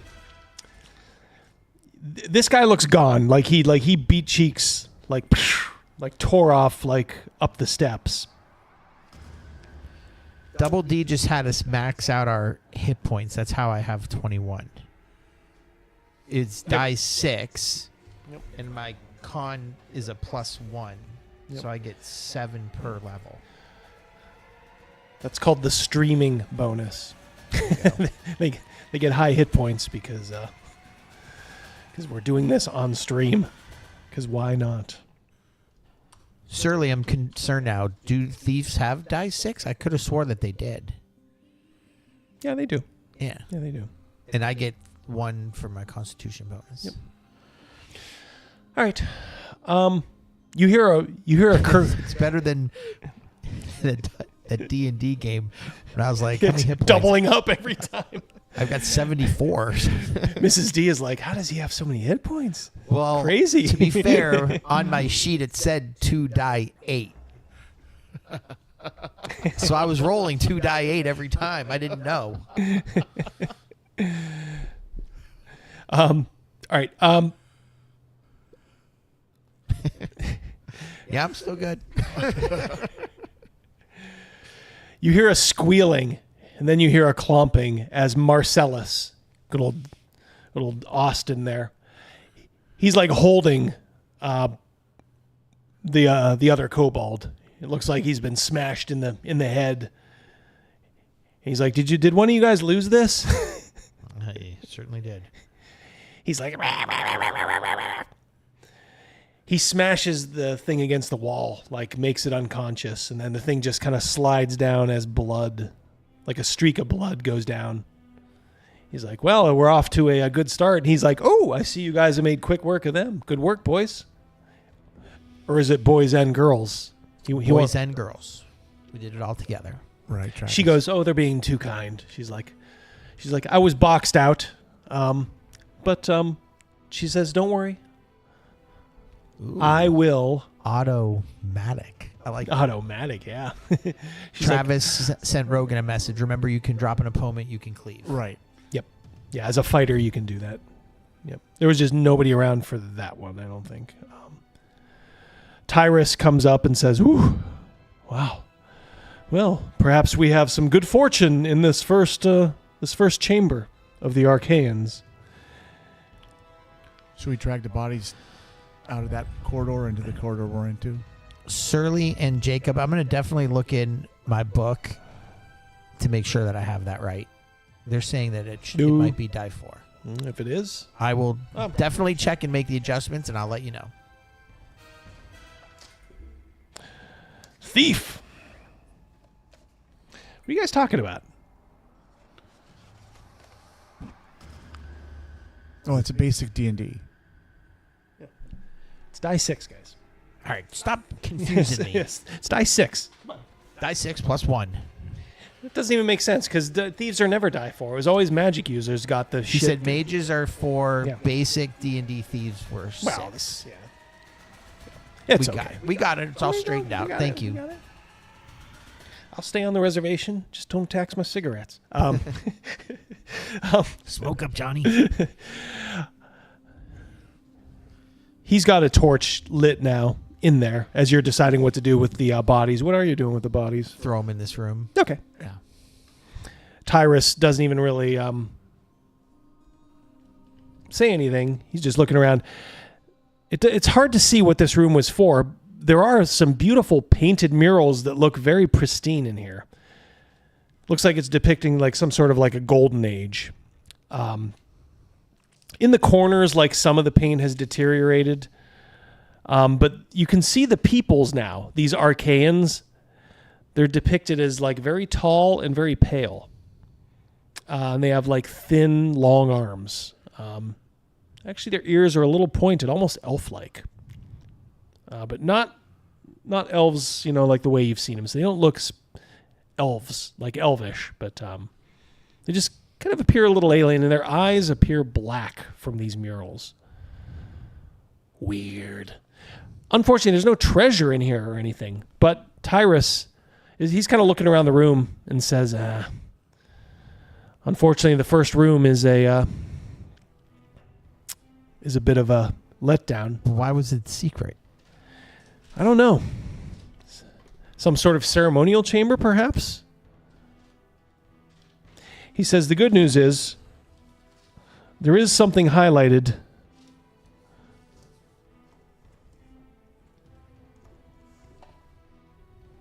down at the other end, around the corner. We go.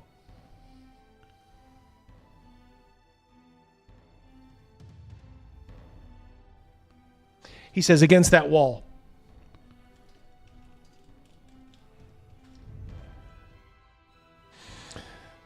It's a little shorter, or a little narrower, that corridor, but you know what I mean. He says, right there. So you go. By now, like, it seems like everybody is kind of filtered in. Everybody's like, I don't want to be outside. So, Yeah, so we were going to get him anyway, so that worked out. Before you notice, like you think you're sneaking, like everybody's like behind you. And they're like, yeah, we just want to come in and see. The gang's all here.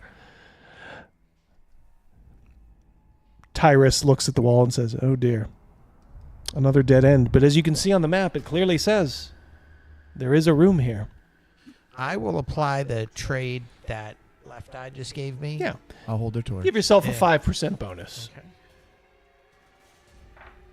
Oh, I like what I got. 4. Ooh, 4. Not only do you do it, you find it, but you suitably impress Light Hands Lizzie. She says, well done, lad. Well done. We'll make an honest thief out of you yet. An honest thief, huh? That's what Billy Zane's character was in Titanic. An honest thief here. Tyrus is also very proud of you. He says, I knew I chose well. Aurora looks a little like now that she's underground. Right. Like she's partial amazement, but also partial fear. Like she keeps like kind of venturing back around the corner just to like look at the blood like on the floor. Right. Almost like, oh yeah, this is real now. But meanwhile, Tyrus has gone into this room. And he says, oh boy. Now this makes the map worthwhile already. There's a bookcase in here against the eastern wall. A bunch of scrolls and books are on it. There's also like a table in the middle. And there's this odd-shaped skull on top of the bookcase. It looks to be, from what you've can piece together, it looks like it might be one of these Archaeans. Looks a little narrower than a human skull, like longer and thinner. Kind of alien-like. Tyrus is an alien wearing a skin suit. $1 to donuts. I like the way you think, Travis. I really do. But I'm not saying that. I'm not saying that. Gax Mandel is like geeking out over this. Can you imagine the shared knowledge of this civilization? No, look at these scrolls. Tyrus pulls out a sheet and he says, look at, he kind of like looks at Gax Mandel and says, this looks like it could be some form of music. The floor collapses like those people. Good one, Cal. Good one. Keep them coming.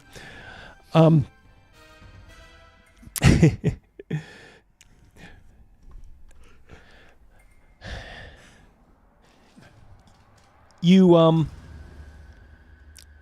see Lizzie kind of like going over in like the corner, and she comes back holding something. It's a cup, like a silver cup. Okay. Ornately worked. And she says, see, an honest thief I am. And she hands it to Tyrus. And Tyrus kind of puts it in a bag. He says, we should probably have a place to put our accumulated treasure. I'm thinking optimistically here. We might need a place. He says, I don't know if there's anywhere we can go back to. He says, what do you think, boys? In one of these rooms? He says, that's kind of what I'm thinking. Mm-hmm. I think that the other guys that are following us are missing a component that would... I look at Lizzie. She says, Brute Dan's too stupid. He may not catch this. She says, but a couple members of the group aren't that as easily put off. They'll see the tracks in the dust. They'll see where they lead. They'll see it end at a wall. Whether they can open it or not, she says, well, that's kind of my specialty. But they may know something's here. She says, still, it's probably as good a place as any. She says, yeah, we could keep this stuff here. As we move on, we can ferry it back. I'm going to check this, and I think that's a great idea. I'm going to check this room for traps. I'm going to check it for more secret doors, things of that nature. Okay. To make sure that this room is a great place to do it. Yep. All right. Using the techniques you have already used, go ahead and make a roll. 86. So I think I'm doing a good job. Well, she's got you beat, 87.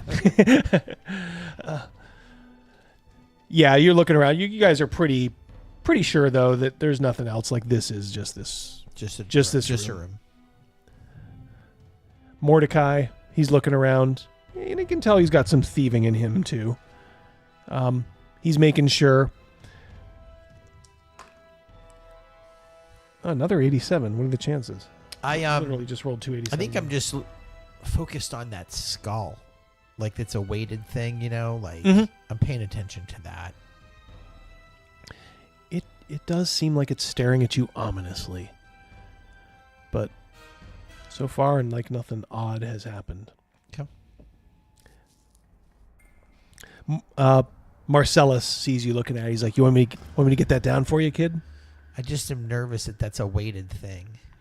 He says, "Oh, let's find out." he reaches up there and pulls it down. He puts his hand inside the skull and says, "See, all good." He starts making it talk. "I've been dead for 1,000,000 years." Tariffs says, "That's not funny. We should not desecrate the dead." I will have a difficult time not laughing. He sees you. Does a little bit. Because it's funny, man. It's funny. How could it not be? Even Lizzie is kind of laughing a little bit.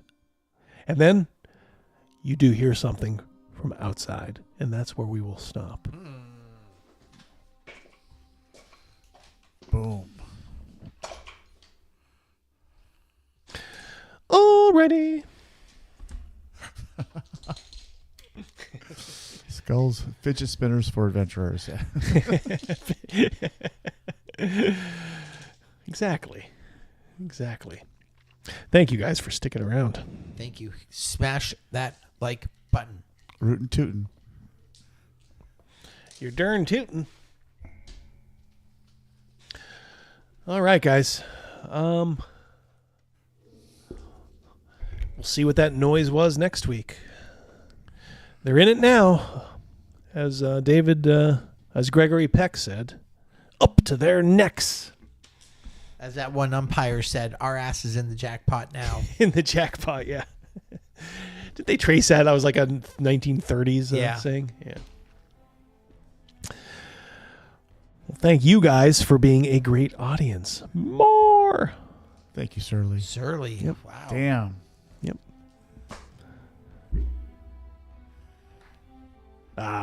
That's too generous. Well, these guys, make it that way too. Yeah. Hope you guys do understand you're part of it. Like this is like we're okay on our own. Like we could carry like a 30-person chat, real good. But for this chat to be this big, to have this sort of dynamic, that's you guys. So Disco's got something to say.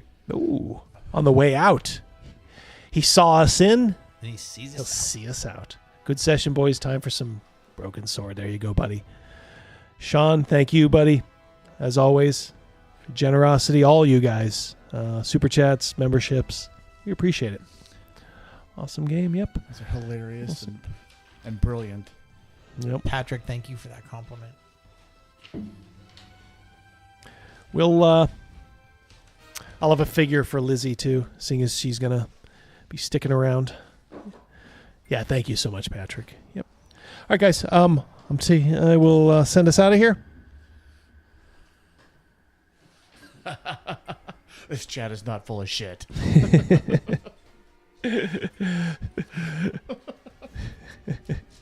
Thank you, H2. Yeah, Kelsey breaking 2 million. Congrats to Kelsey, awesome. Shadow Dark, newest member of the BroSR. That still amuses me to no end. Howard, thank you for that big super chat. Much appreciated. Yes, indeed. Yep. no music on the way out. I'm gonna let you guys go. It's getting late. So you guys take care. Peace. Catch you on the flippity flip. On the flippity flip next week. Try to do a video here soon too. Stick to that more normal schedule. All right, guys. Peace. Take care. Love y'all. Double D signing off. Till next time.